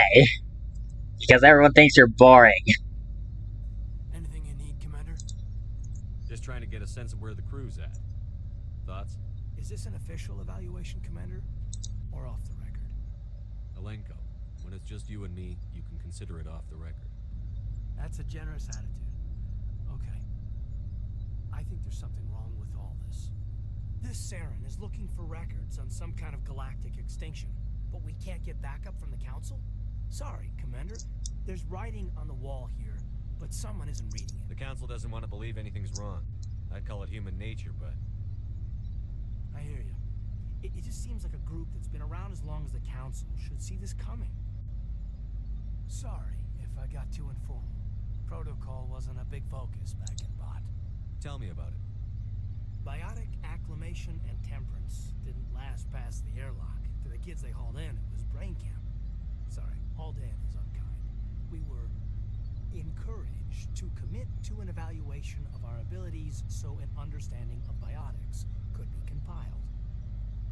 There are worse results of accidental exposure to element 0 in the womb. Beats the brain tumors some kids grew up with.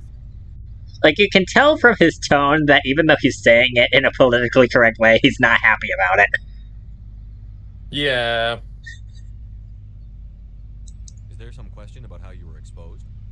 My mother was downwind of a transport crash. It was before there were human biotics, a little after the discovery of the Martian ruins. It only gets iffy around 63 when kinetics was running out of first-gen subjects. Until then, they'd relied on accidentals. A bunch of guys in suits show up at your door after school, and next thing you know, you're out on Jump Zero. You know of any intentional exposures for certain? No one knows. Doesn't mean they didn't happen. As big as the exposures were, it was hard to track down accidentals. It was different. No one knew the potential, so there wasn't a lot of regulation. Anything Kinetics did was gold. I'm not saying they intentionally detonated drives over our outposts, but in retrospect, they were damn quick on the scene. There were other kids in the same boat, right? At least you weren't alone out there. That's true. We did have a little circle that'd get together every night before lights out. We didn't have much to do, though. It was a research platform then, and Kinetics kept Jump Zero off the extranet to prevent leaks. What do you mean time to get physical then? Oh wait, I'm not hitting on Caden, I'm asking if Caden got laid, aren't I? I thought I was about to hit on Caden. Yeah. Then you must have had It's plenty a bit of of time to a get to know each other. weird one there, isn't it? Yeah. Sit around and bull every night after dinner, play cards or network games. There was this girl named Rana who had a little circle grow up around her. She was from Turkey. Her family was very rich, but she was smart and charming as hell. Beautiful, but not stuck up about it. I think you'd have liked her. Sounds like she was special to you. She was.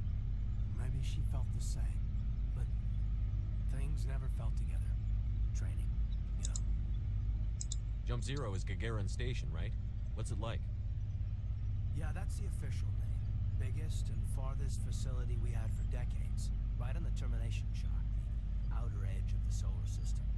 It's where they did all the Goose Chase FTL research before we caught on to using mass effect fields. It was a sterile research platform when I was there. Jump Zero is a long way from home. What was it like? The grand gateway to humanity looks a lot better in the vids. But that's my own baggage, Commander. No bearing on this. Alenko, there's no regulation that says you can't be friends with your commander. I appreciate that, Commander. I just don't want you to think that I'm a whiner. Besides, I've got my past squared away. Wow, I got a lot of EXP for that. I like Caden. Yay! I like Mr. Boring Man. I don't think he's... I'm I don't think joking. he's as boring as... Yeah. Seems like a sweet girl. Easy on the eyes. I mean, if you like the bookish sort. Any intentions there, Lieutenant? No, Commander. Just art appreciation. That's one way to put it. Yeah, Caden is pretty decent at hiding his perversions. Either way, yeah, I don't actually think Caden is boring. I'm just making the joke that everyone else keeps saying he's boring, even though I don't really feel that way myself. I know. After all, we didn't get to the part where he talks about flat out murdering a guy. Yeah, that'll be a fun talk, won't it? Hey, Commander. Looking for some extra supplies before you head out? Yeah, like, everyone likes how Rex is a crazy person that kills everything. When did we get to the part where Caden commits the murder? What have you got? Whatever you want. Armor, weapons, mods. It's not standard Alliance issue, but that's not necessarily a bad thing. Well, as long as you don't mind paying for it. Why should I pay you for my weapons and armor? My stuff doesn't come from the Alliance. I have to purchase it myself, and it's not cheap. Hell, the licenses alone have set me back more than I'd like. But no licenses, no goods. Without the goods, I'm out of a job. Let's see what you've got. You bet, Commander. Alright, let's see what we got here. Alright, so I can buy another sniper rifle if I feel like it. So let me sell.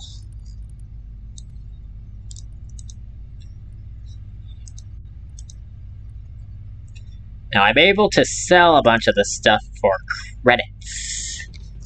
But another thing I can do with my pieces of equipment is I can turn it into Omnigel, which I never use, but you always get 4 Omnigel whenever you turn something into Omnigel. That's the healing stuff. No. Now, what's Omnigel? Omnigel is for when you're trying to get through decryptions and hacking. You probably saw the option come up a couple of times for decrypting an object. Would you like to use Medigel to get through this? Start the hack.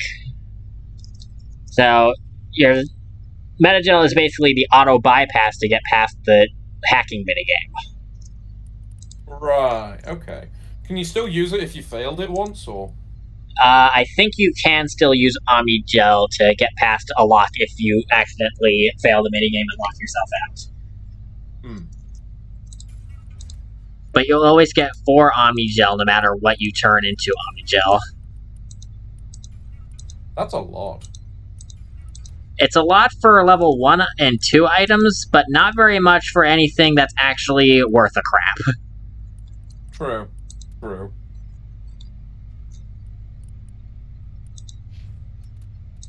Alright, let's see. What do we got here?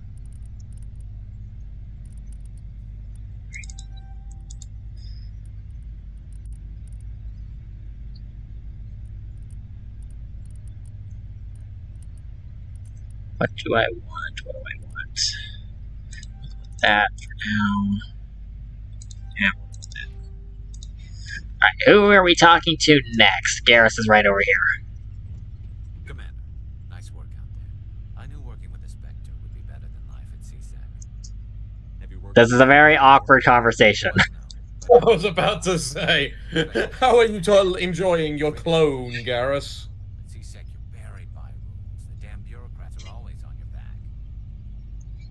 Alright, so pretty much every talk with Garrus will always be about order versus chaos. He prefers chaos over rules. Yeah. No, I get that. He's one of the renegade characters. It's interesting how the aliens are renegade characters. I think Liara is the most Paragon, with Tally in 3rd place for Paragon, and Caden being 2nd place in between the two of them. Ashley is 2nd most Renegade, with Rex being most Renegade and Garrus being in 3rd place of Renegadeness.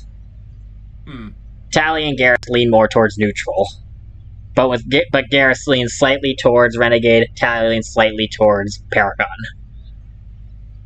And it's so ironic that you can get Caden to be the most renegade character.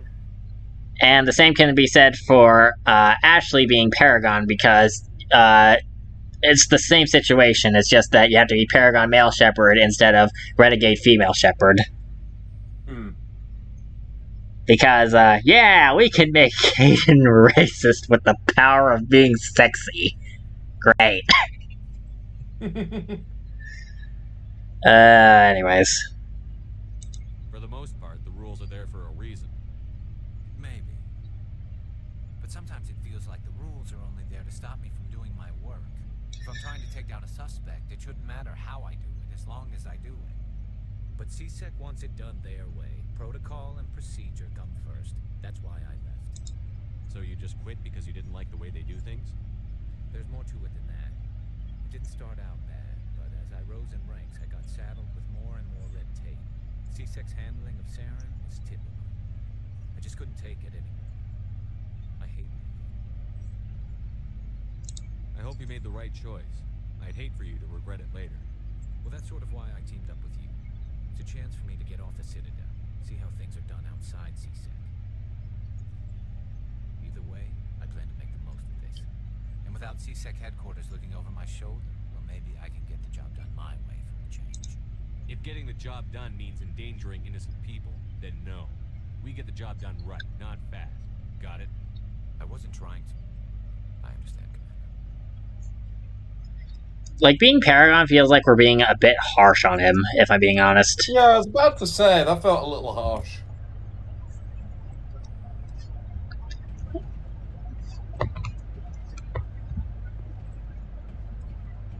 To be fair, it's not even like Paragon and Renegade are proper things in this game.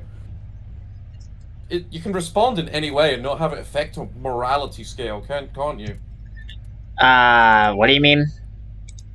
Like, in the second game and the third game, the way you answer the top or bottom actually affects your morale scale. but it doesn't in this game because all the skills are basically run off charm and intimidate. So I think it depends a bit. I think if you still go with a charm option for something like the Rex encounter versus an intimidate one, I think you still get charm points or paragon points. I don't remember exactly. You definitely have a lot more freedom with your Paragon Renegadeness in this game compared to any of the other ones, though. yeah, because especially in the second one, where every Paragon point counts as a negative to Renegade and vice versa. Yep. So, such a stupid system. Yep. So this is what Liara looks like in actual combat. She does not run around in the scientist outfit in combat. She looks Spec Ops, practically.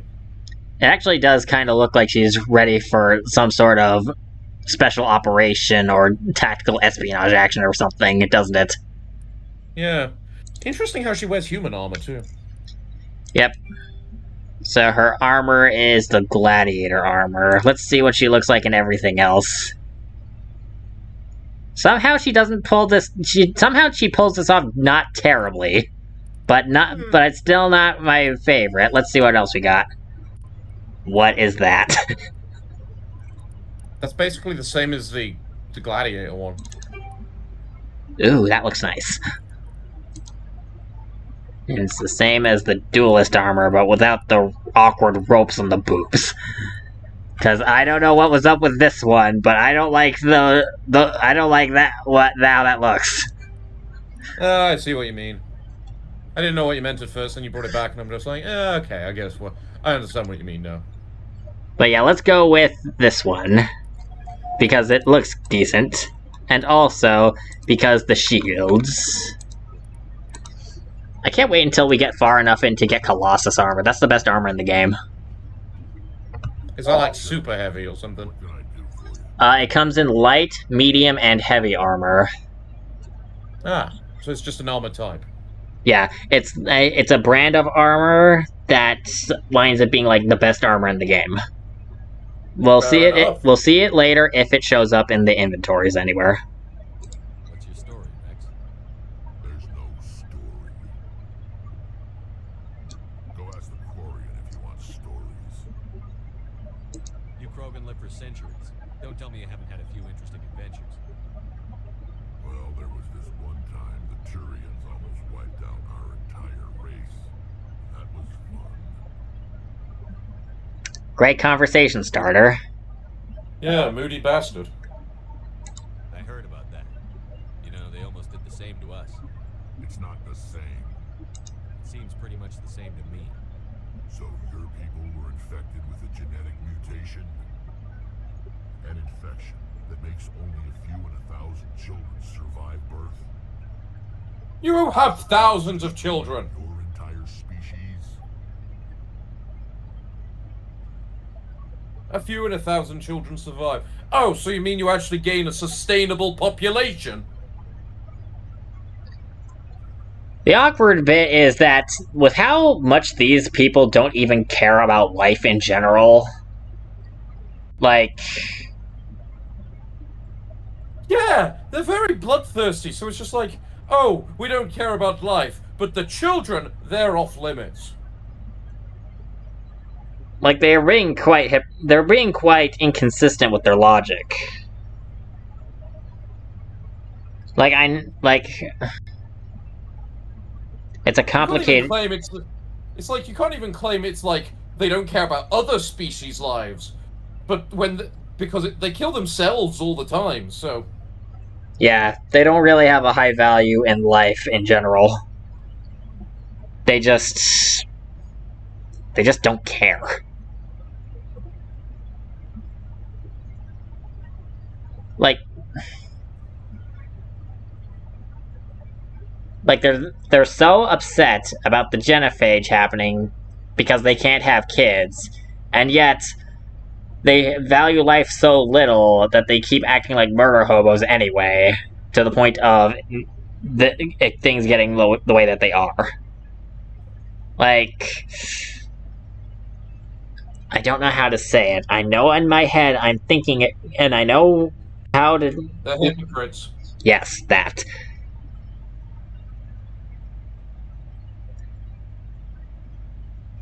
I suppose it isn't all the same. I don't expect you to understand, but don't compare humanity's fate with the Krogan. I was just making conversation. I wasn't trying to upset you. Your ignorance doesn't upset me, Shepard. As for the Krogan, I gave up on them long ago. The genophage infected us, but it's not what's killing us. What can you tell me about the genophage? Ask the Solarians if you want details. They made it.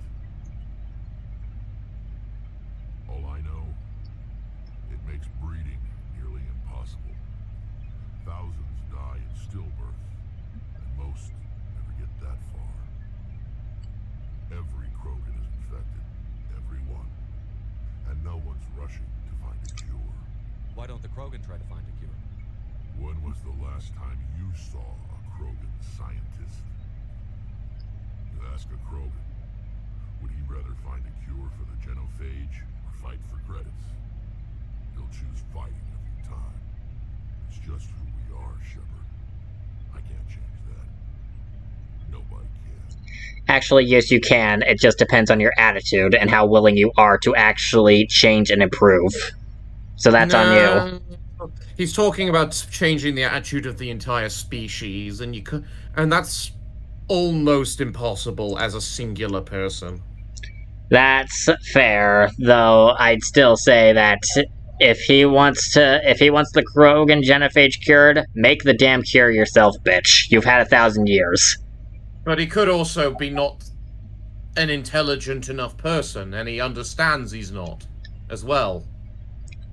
Doing something like that requires quite a lot of intelligence. Granted, sure, over thousands of years you could research that, but you still need the level of intelligence needed for it. He's intelligent enough to be able to use biotics, but not intelligent enough to be able to get further in understanding how the hell metagel works. I wouldn't say biotics is intelligence, because that's more instinct, because of how it's basically infused into you.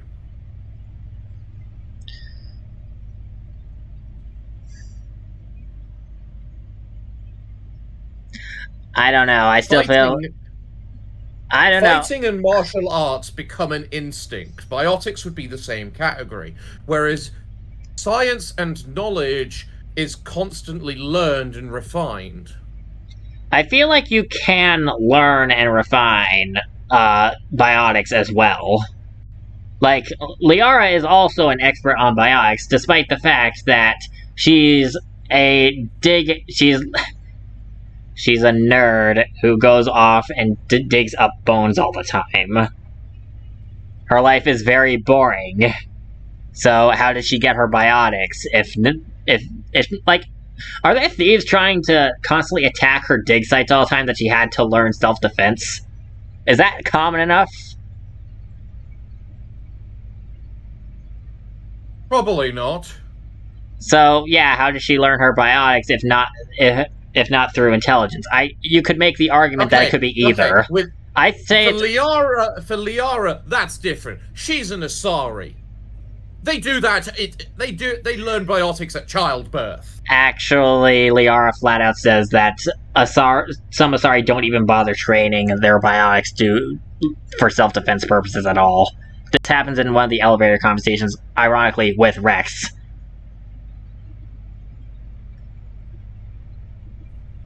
Fair enough. And even then, I don't think Rex is an idiot. He's just a stubborn mule that doesn't want to change. Because you don't live 1,000 years by being an idiot.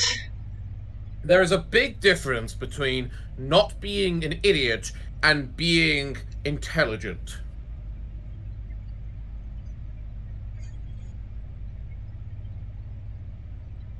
I have too high hopes of people then to actually learn how to be smart then. Regardless, talk about the extinction bit. Are your people really dying? We're sure not getting any stronger. We're too spread out. None of us are interested in staying in our own system. Lots of species have left their homes and prospered. But they go to colonize new worlds. We're not settlers. We're warriors. We want to fight. So we leave. Hire ourselves out.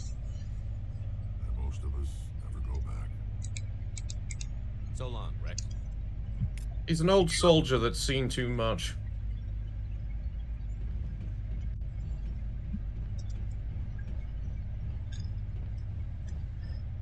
I'm still going to stay the argument that he had a long-ass time to get over it and make a difference, even if he himself isn't the one doing it. Why did it take until Mass Effect 3 for him to recruit Mordin to fix the problem?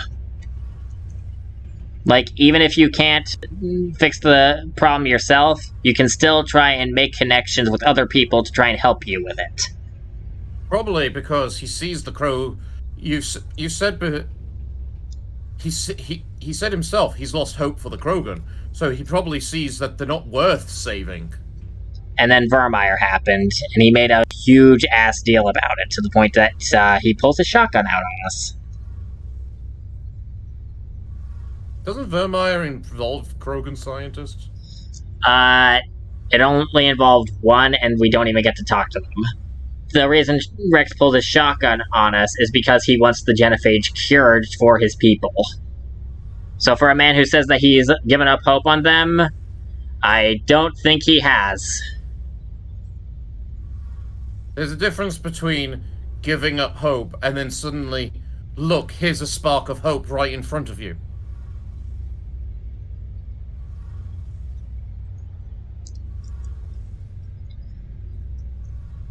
Should I move on now? Probably. Hey, Commander, you know that Quarian Tally? She's been spending all her time down here asking me about our engines. I'll tell her to leave you alone. What? No, she's amazing. I wish my guys were half as smart as she is. Give her a month on board and she'll know more about our engines than I do.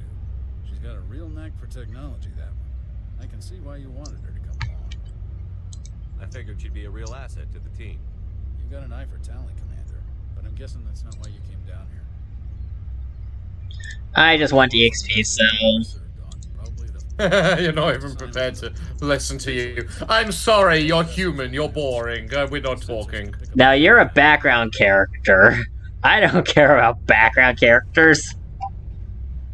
Your ship's amazing, Shepard. I've never seen a drive core like this before. I can't believe you were able to fit it into a ship this small. I'm starting to understand why you humans have been so successful. I had no idea Alliance vessels were so advanced. The Normandy's a prototype. Cutting-edge technology. A month ago, I was patching a makeshift fuel line into a converted tug ship in the flotilla. Now, I'm sitting on board one of the most advanced vessels in Citadel space. I have to thank you again for bringing me along. Traveling on a vessel like this is a dream come true for me. I had no idea you found ship technology so interesting. It comes with being a Quarian. The migrant fleet is the key to the survival of my people. Ships are our most valuable resource. But we don't have anything like this. We make do with cast-offs and second-hand equipment. We just try to keep them running for as long as we can. Some of the fleet's larger vessels date all the way back to our original flight from the Geth. I can't believe your fleet's still using ships that are 3 centuries old. They're constantly being repaired, modified, and refitted. They aren't pretty, but they work. Mostly. We've tried to make ourselves as independent as possible on the flotilla. Grow our own food, mine, and process our own fuel.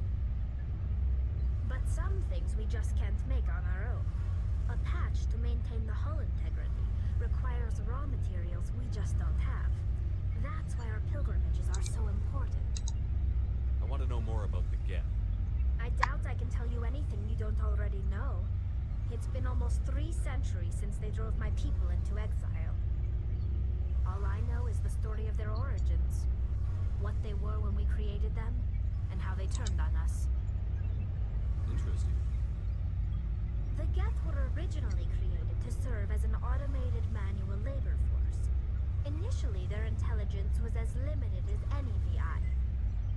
Over time, we made small modifications to their programming to allow them to perform more varied and complex tasks, bringing them closer and closer to true AI status. How come the council didn't step in and stop you? This wasn't true AI research. We may have been skirting the bounds of the law, but we never did anything that was actually illegal. The changes were so insignificant, so gradual, that we were able to control them. Or so we thought. But one thing we underestimated was the power of the neural network. A million Geth thinking simultaneously created an inherently unstable matrix. So, the Geth share brain power? Many of the Geth's logic systems were designed to work in concert with other nearby Geth. Basically, the more of them you have in the group, the smarter they are. So there's some sort of group consciousness? No, nothing like that. They cannot share sensory data or information. Their programming cannot handle that much simultaneous input. Each Geth maintains an individual awareness and identity. The neural network only operates on a process-based level. It's basically the synthetic equivalent of a subconscious. But when they're in close proximity, they can coordinate low-level functional processes, freeing up more capacity for original or independent thought. I don't get it. That doesn't make any sense. I'm probably oversimplifying. No, I get it. I think I get it too. It's just... Creations. All you need to know is that they get smarter when they gather in large numbers. As we built more and more Geth, their effective intelligence became more sophisticated, more abstract. One day, a Geth began to ask its Quarian overseer questions about the nature of its existence. Am I alive? Why am I here? What is my purpose? As you can imagine, this caused a near panic among my people. I don't see what's so bad about those questions. The Geth were created to engage in mundane, repetitive, or dangerous manual labor. That's fine for machines, but it won't satisfy a sentient being for long. The Geth were showing signs of rudimentary self-awareness and independent thought. If the Geth were intelligent, then we were essentially using them as slaves. It was inevitable the newly sentient Geth would rebel against their situation. We knew they would rise up against us, so we acted first. A general order went out across all Quarian-controlled systems to permanently deactivate all Geth.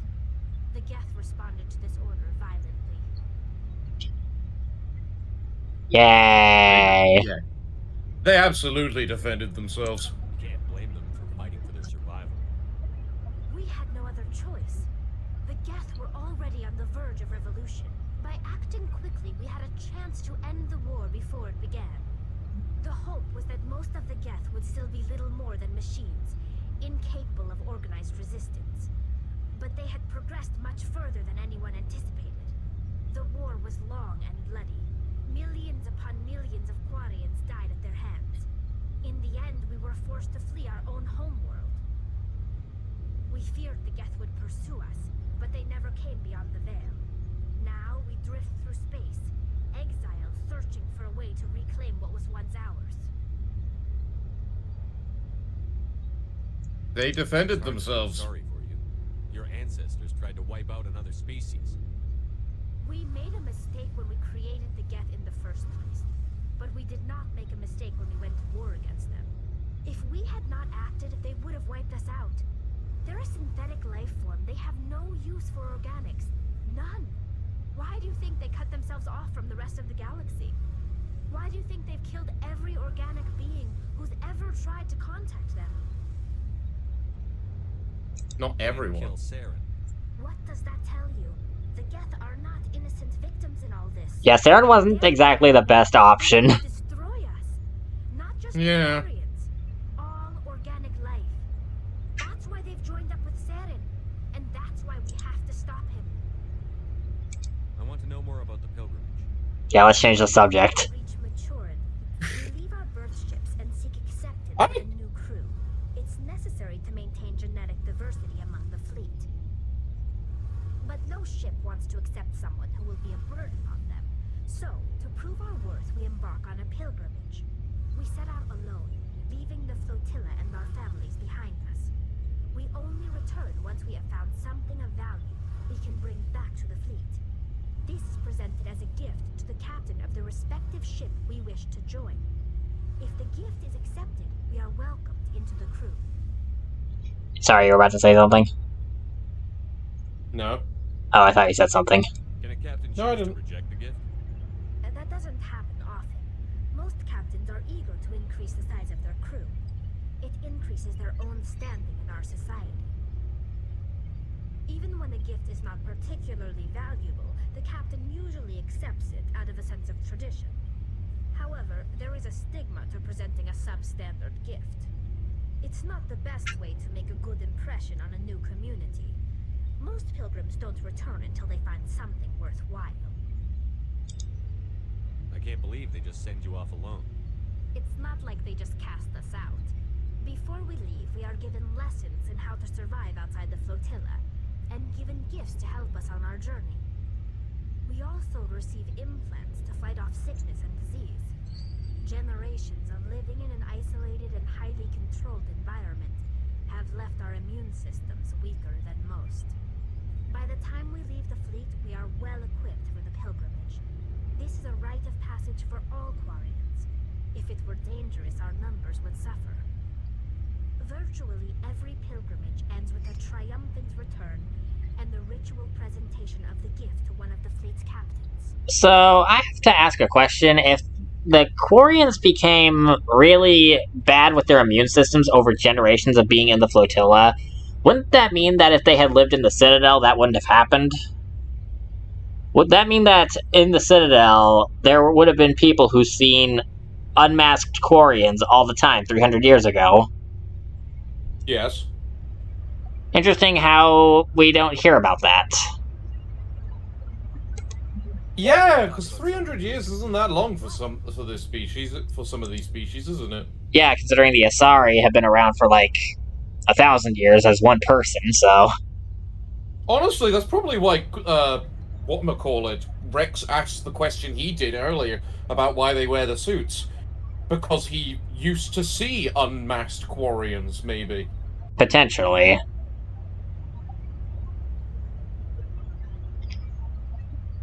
I love the world building they've done in this game. In the original Mass Effect. They've worked quite a bit on each species. Too bad that these things don't feel like they matter in the long run. Because instead of using what they already had, or building on these ideas, instead we just wind up with new ones that feel like they were just put in specifically for one character or another, just so that that character specifically works, even if it comes at the expense of the world building or other characters. Yeah, I see that. That was especially bad when it came to Cerberus. Tell me about your people. Our lives aren't easy. Resources are scarce, and we are constantly on the move. Everything we do must in some way contribute to the continuation of the migrant fleet. There are 17 million Quarians in the flotilla, and each of us relies on the others for survival. The bonds among my people are strong. And then Mass Effect 2 happened. Unfortunately, we have had to surrender many of the freedoms and civil liberties other species take for granted. We are a very close-knit community, except for Mass Effect 2, where we have to deal with the court case. And everyone hates each other. Sure, you're one big happy family. Yeah, there's always interpolitical strife between tribes. And each ship would be its own tribe. Yeah. What kind of freedoms? Well, it's illegal for parents to have more than one child. If our population grows too much, it would strain our resources to their breaking point. Of course, we also can't allow our numbers to become too few. If our population is in decline, the rule against single births is temporarily repealed. It would always be in decline, because if you're only allowing single births... Yeah. Births, though the Conclave hasn't had to take such measures in nearly a century. It should only... should only allow 2 births. Yeah, because... then you can maintain the population. Yeah, because if both parents are only having one kid, then that means that after a while, your population's going to eventually wind up in half. Because you're only... It'll halve in one generation. Yeah.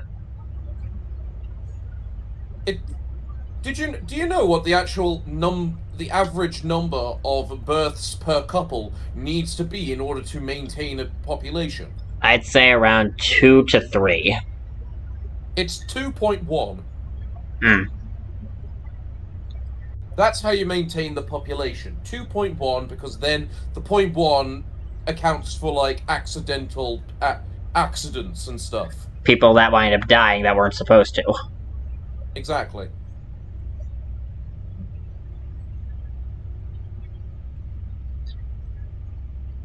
Yay! Anyway, That's your government. The Conclave is our civilian branch of government. Each ship can elect a representative to serve on the Conclave and make decisions that affect the fleet as a whole. On matters that affect an individual ship, however, the captain has the final say. It's a tradition that dates back to the early days, when the fleet was governed by martial law. Fortunately, most captains nowadays are smart enough to have an elected council from their crew to give them advice and guidance. So the ultimate power rests with elected officials. In practice, the Conclave and the respective council for each ship tend to set the rules that govern our daily lives. But in theory, we are still under military jurisdiction. The 5 top-ranking military officials in the fleet serve on the Admiralty Board. These 5 have the power to overrule any decision by the Conclave in case of emergency. To do so requires unanimous agreement among the Admiralty, and they can only do this once. After that, the entire board must resign their posts. It's a safeguard that served us well. In nearly 3 centuries, the Admiralty Board has only overruled the Conclave 4 times. And I like that. And it's such a good way to do it. And yet it never comes up in 2 or 3, considering how things go. And if they didn't really invoke it in 2 or 3, so yeah, so it just winds up being interesting but unnecessary information. Who cares if it's unnecessary? It's interesting information. It's good world building. Yay. The thing is that Tali is our only connection to the Quarians in this game, because this is the only Quarian in the game. You don't see any other Quarians other than Tali in Mass Effect 1. I mean, if their entire population is 17 million, and, like, the majority of that is on the flotilla, that makes sense.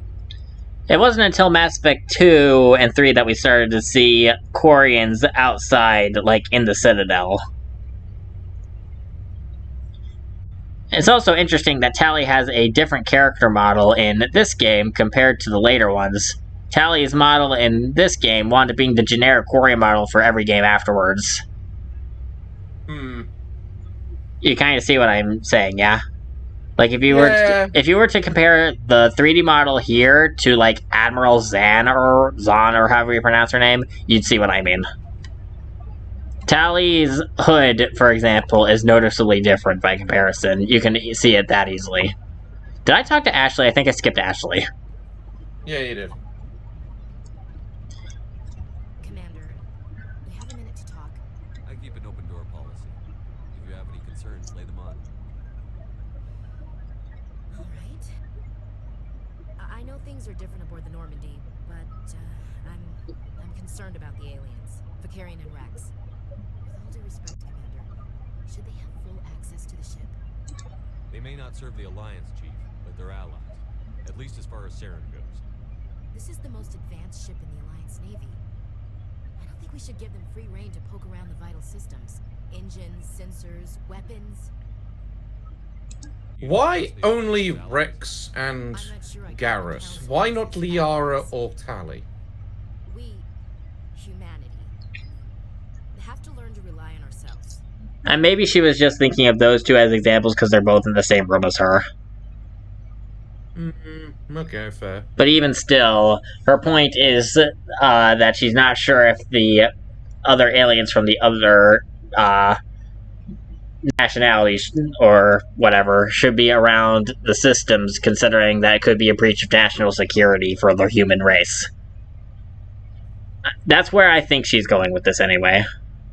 I could understand the likes of Garrus, because he's a Citadel species, and you'd be more concerned about them, but the Quarians are abstract species, so they would logically be fine. I could understand the concern about Rex, because the Krogan are known to be violent and opportunistic in the first place, but should have mentioned Liara in it. I'm guessing that this conversation probably is supposed to happen immediately after I get the Normandy, but because I ran off to get Liara immediately, that probably didn't happen. Yeah, actually, yeah, that's a good point. Standing up for ourselves doesn't mean standing alone. I don't think we should turn down allies. I just think we shouldn't bet everything on them staying allies.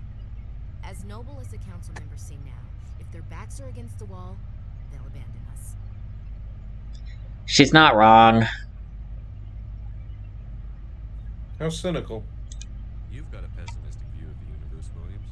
A pessimist is what an optimist calls a realist. Look, if you're fighting a bear and the only way for you to survive is to sick your dog on it and run, you'll do it. As much as you love your dog, it isn't human. It's not racism, not really. Members of their There are many people who would disagree with you right there, Ashley. I would never have a dog in the first place, so I wouldn't even have the ability to sick a dog onto something to save my own ass. There are plenty of people that have fought off animals to save their dog. I remember a case where a person went hand to hand with a kangaroo to save their dog. And kangaroos are not exactly peaceful species, peaceful animals. Yeah. I think the point that she's trying to get at, even though she's wording it really, really badly, is that she's trying to say that humans are going to look after human interests, Asari will look after Asari interests, and Turians will look after Turian interests, but when shit hits the fan, everyone's out for themselves, and everyone's going to throw each other under the bus. Yeah, well, that's just normal. Yeah. These seem like deeply held beliefs, Williams. What made you think this way?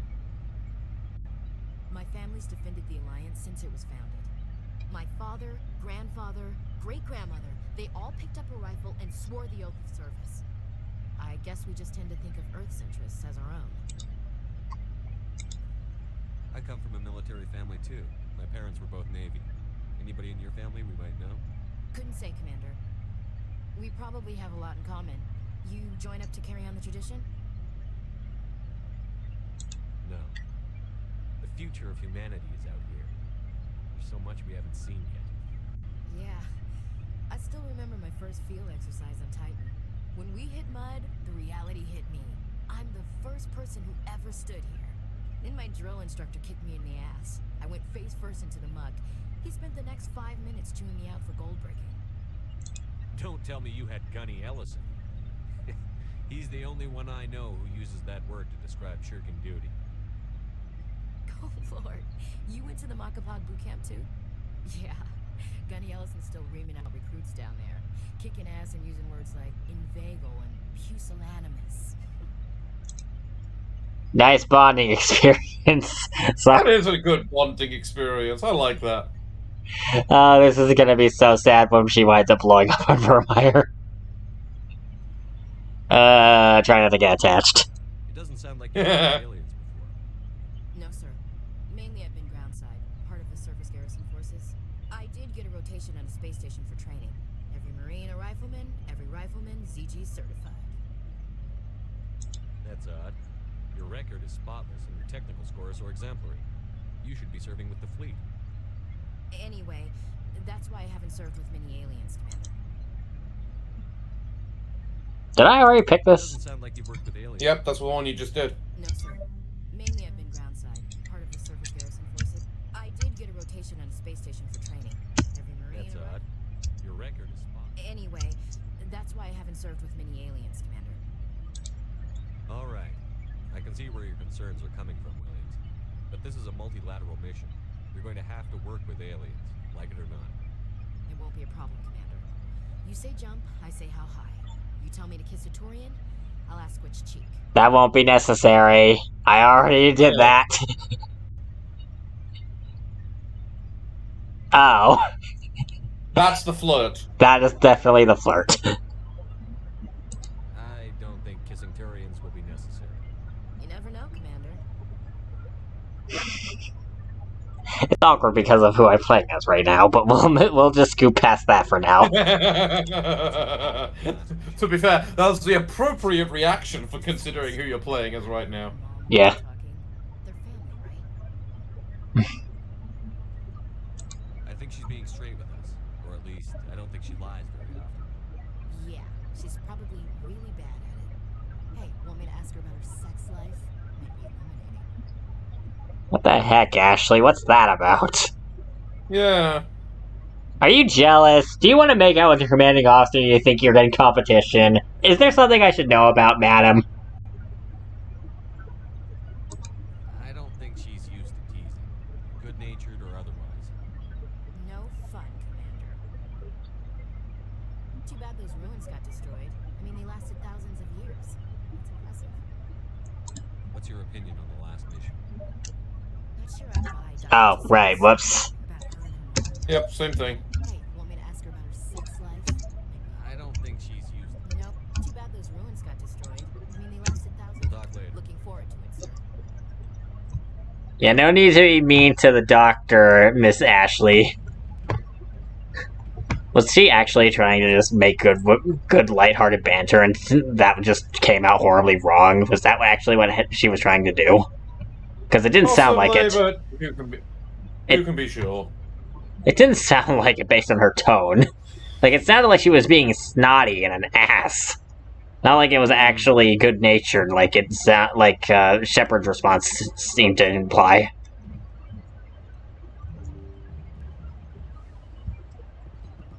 Alright, either way.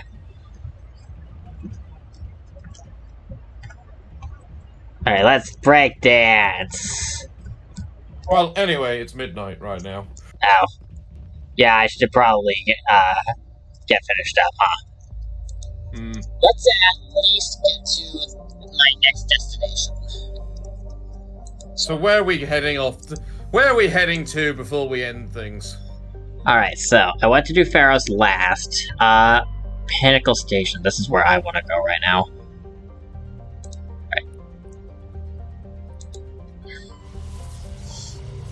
Alright. There's a side quest here that I want to do early because reasons. I just need to remember where it is.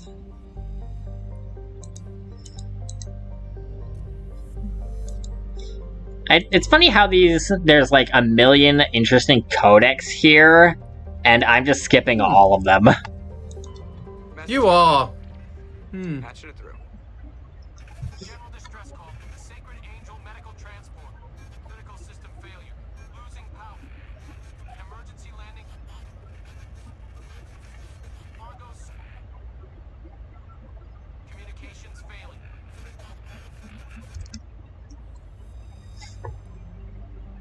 Alright, so we can deal with that at a later point, but let me at least finish my surveying.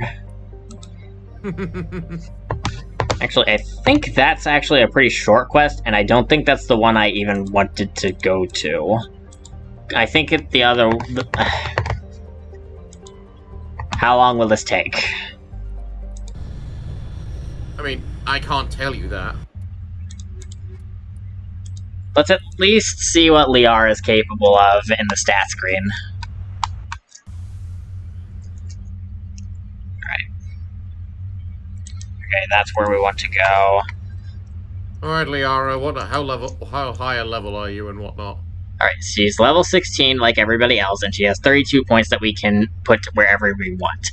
Now, there's an interesting, awkward bit about her in that, if we give her every single one of her abilities, one of them is getting cut from the fighting screen. Right. So, like, all of her abilities can't fit on these screens. So So we're gonna have to make sure that one of these doesn't make the cut, because otherwise one of them is missing, and it's always electronics. Which electronics not only is really good for having her shield capacity increased, but also it gives her a tech ability, and her only tech ability that she gets in Overload. So she's got too many abilities. Yes, she has too many spells to cast to the point that you can't fit all of them onto the menu.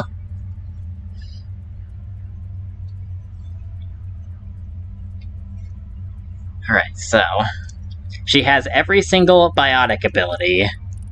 So I guess we'll see how that goes in action at a later point, but for now. Ooh, we can max out Lift, like, right now?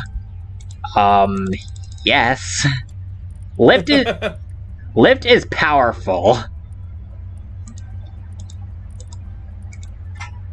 It looks like you've chosen all but one of your abilities.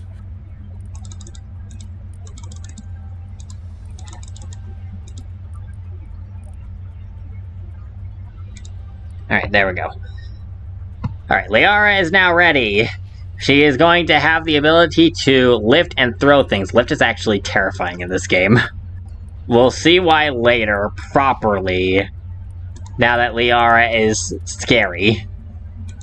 I was about to say, what about Rex? He's got points. Let's see. Alright, let's go with Master Immunity. And we'll go with... We'll try to get Master Warp next. After that, I'll go with Throw and Barrier, I think. And if I recall correctly... Alright, let's see how long it takes to get to our destination. Alright. Whoops. Quite a while if you decide you want to just climb over everything and do barrel rolls. Alright. We're ending this off with the combat encounter. Alright, so we have walked into a trap.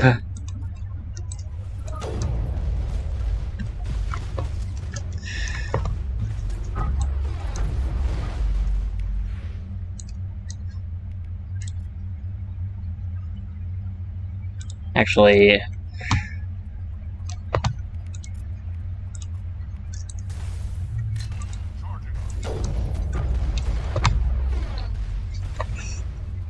Up, Liara's down.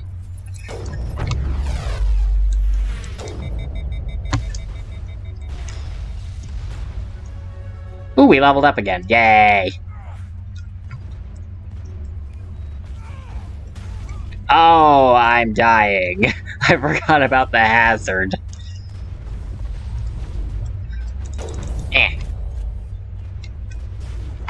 What's the hazard? The level 2 hazard at the bottom right. It's because I'm wearing armor that doesn't combat the hot environment of this area.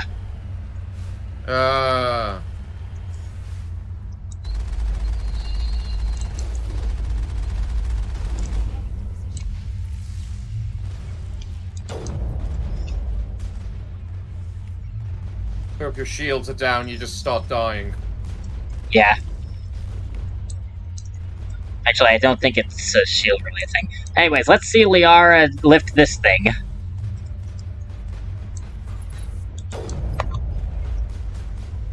Ha ha.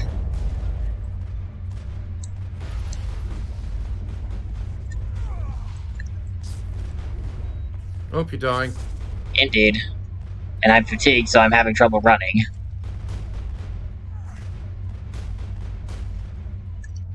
To the car! Alright, so... Well, that was a whiff.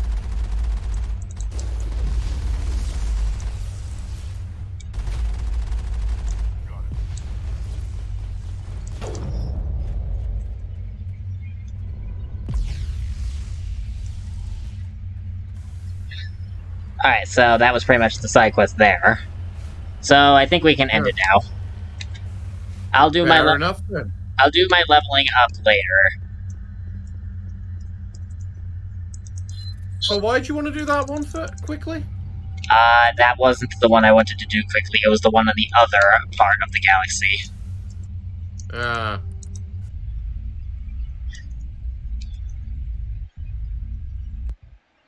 Oh, fair enough then.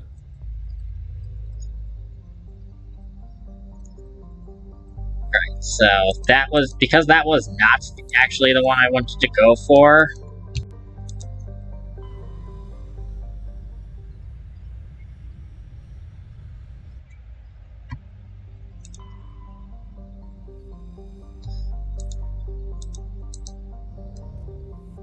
Having the speed up for the car, though, does make going through this crap a lot faster, though.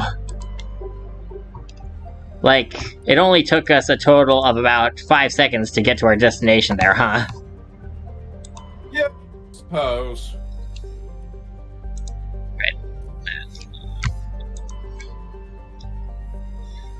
This is the one. Okay.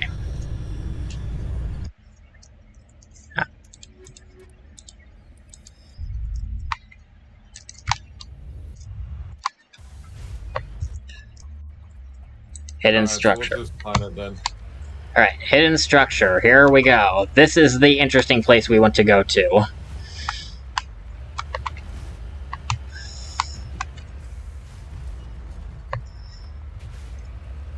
Do a barrel roll!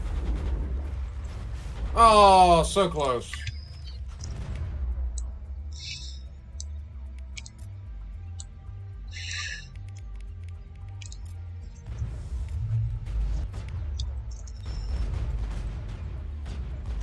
Wait a minute.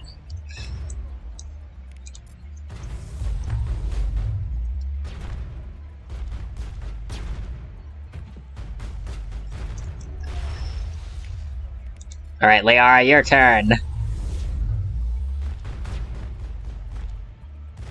Sucks to be that guy. See what I mean when I say the lift is scary? Lift has always made no sense to me. Does it, like, just stop you from being able to use all your muscles? Because even if you're lifted in the air, there's nothing really stopping you from still shooting. Yeah, but at the same time, lift is basically the most overpowered stun in the game. Even Singularity can't beat it. And it works on everything if you max it out, including the final boss. Fair enough. Alright, so, with that out of the way, let's go inside, and we'll save after this dialogue. I know who runs this place. Have you been here before? No, but I was planning to come here before you and I met. This place belongs to a Turian scum named Taun Actus. It's a long story, but he's got something that belongs to me. Well, what is it? Oh, this is Armor Quest or something? It's been with us for over 5 generations. Turian military took it from my father's father after the war. Somehow this ass wound up with it. I want it back. We'll get it back. Now let's move. Right behind you. The way that you're supposed to be getting this quest is by talking to Rex. But I didn't do it. Instead, I just went here because I already have the Pinnacle Station DLC. What's that mean? The Pinnacle Station DLC means that I was able to get to this part of the galaxy earlier because the Pinnacle Station takes place in the same section of galaxy that this quest does. So I was able to come here earlier than I was supposed to. I have not found a similar method for the Dr. Salion quest related to Garrus. Fair enough. Right. Does this just mean you get, his armor quicker? Is it like actual armor he can wear? Which is pretty good. No, it isn't. It's just a random item that winds up not doing anything. It's just a quest. Yeah. It's just a quest thing. Well, that's unfortunate. At least in Dragon Age Origins, you actually got the actual armor. Well, it is what it is. Either way, I guess we should probably start doing our outro. Yeah, probably.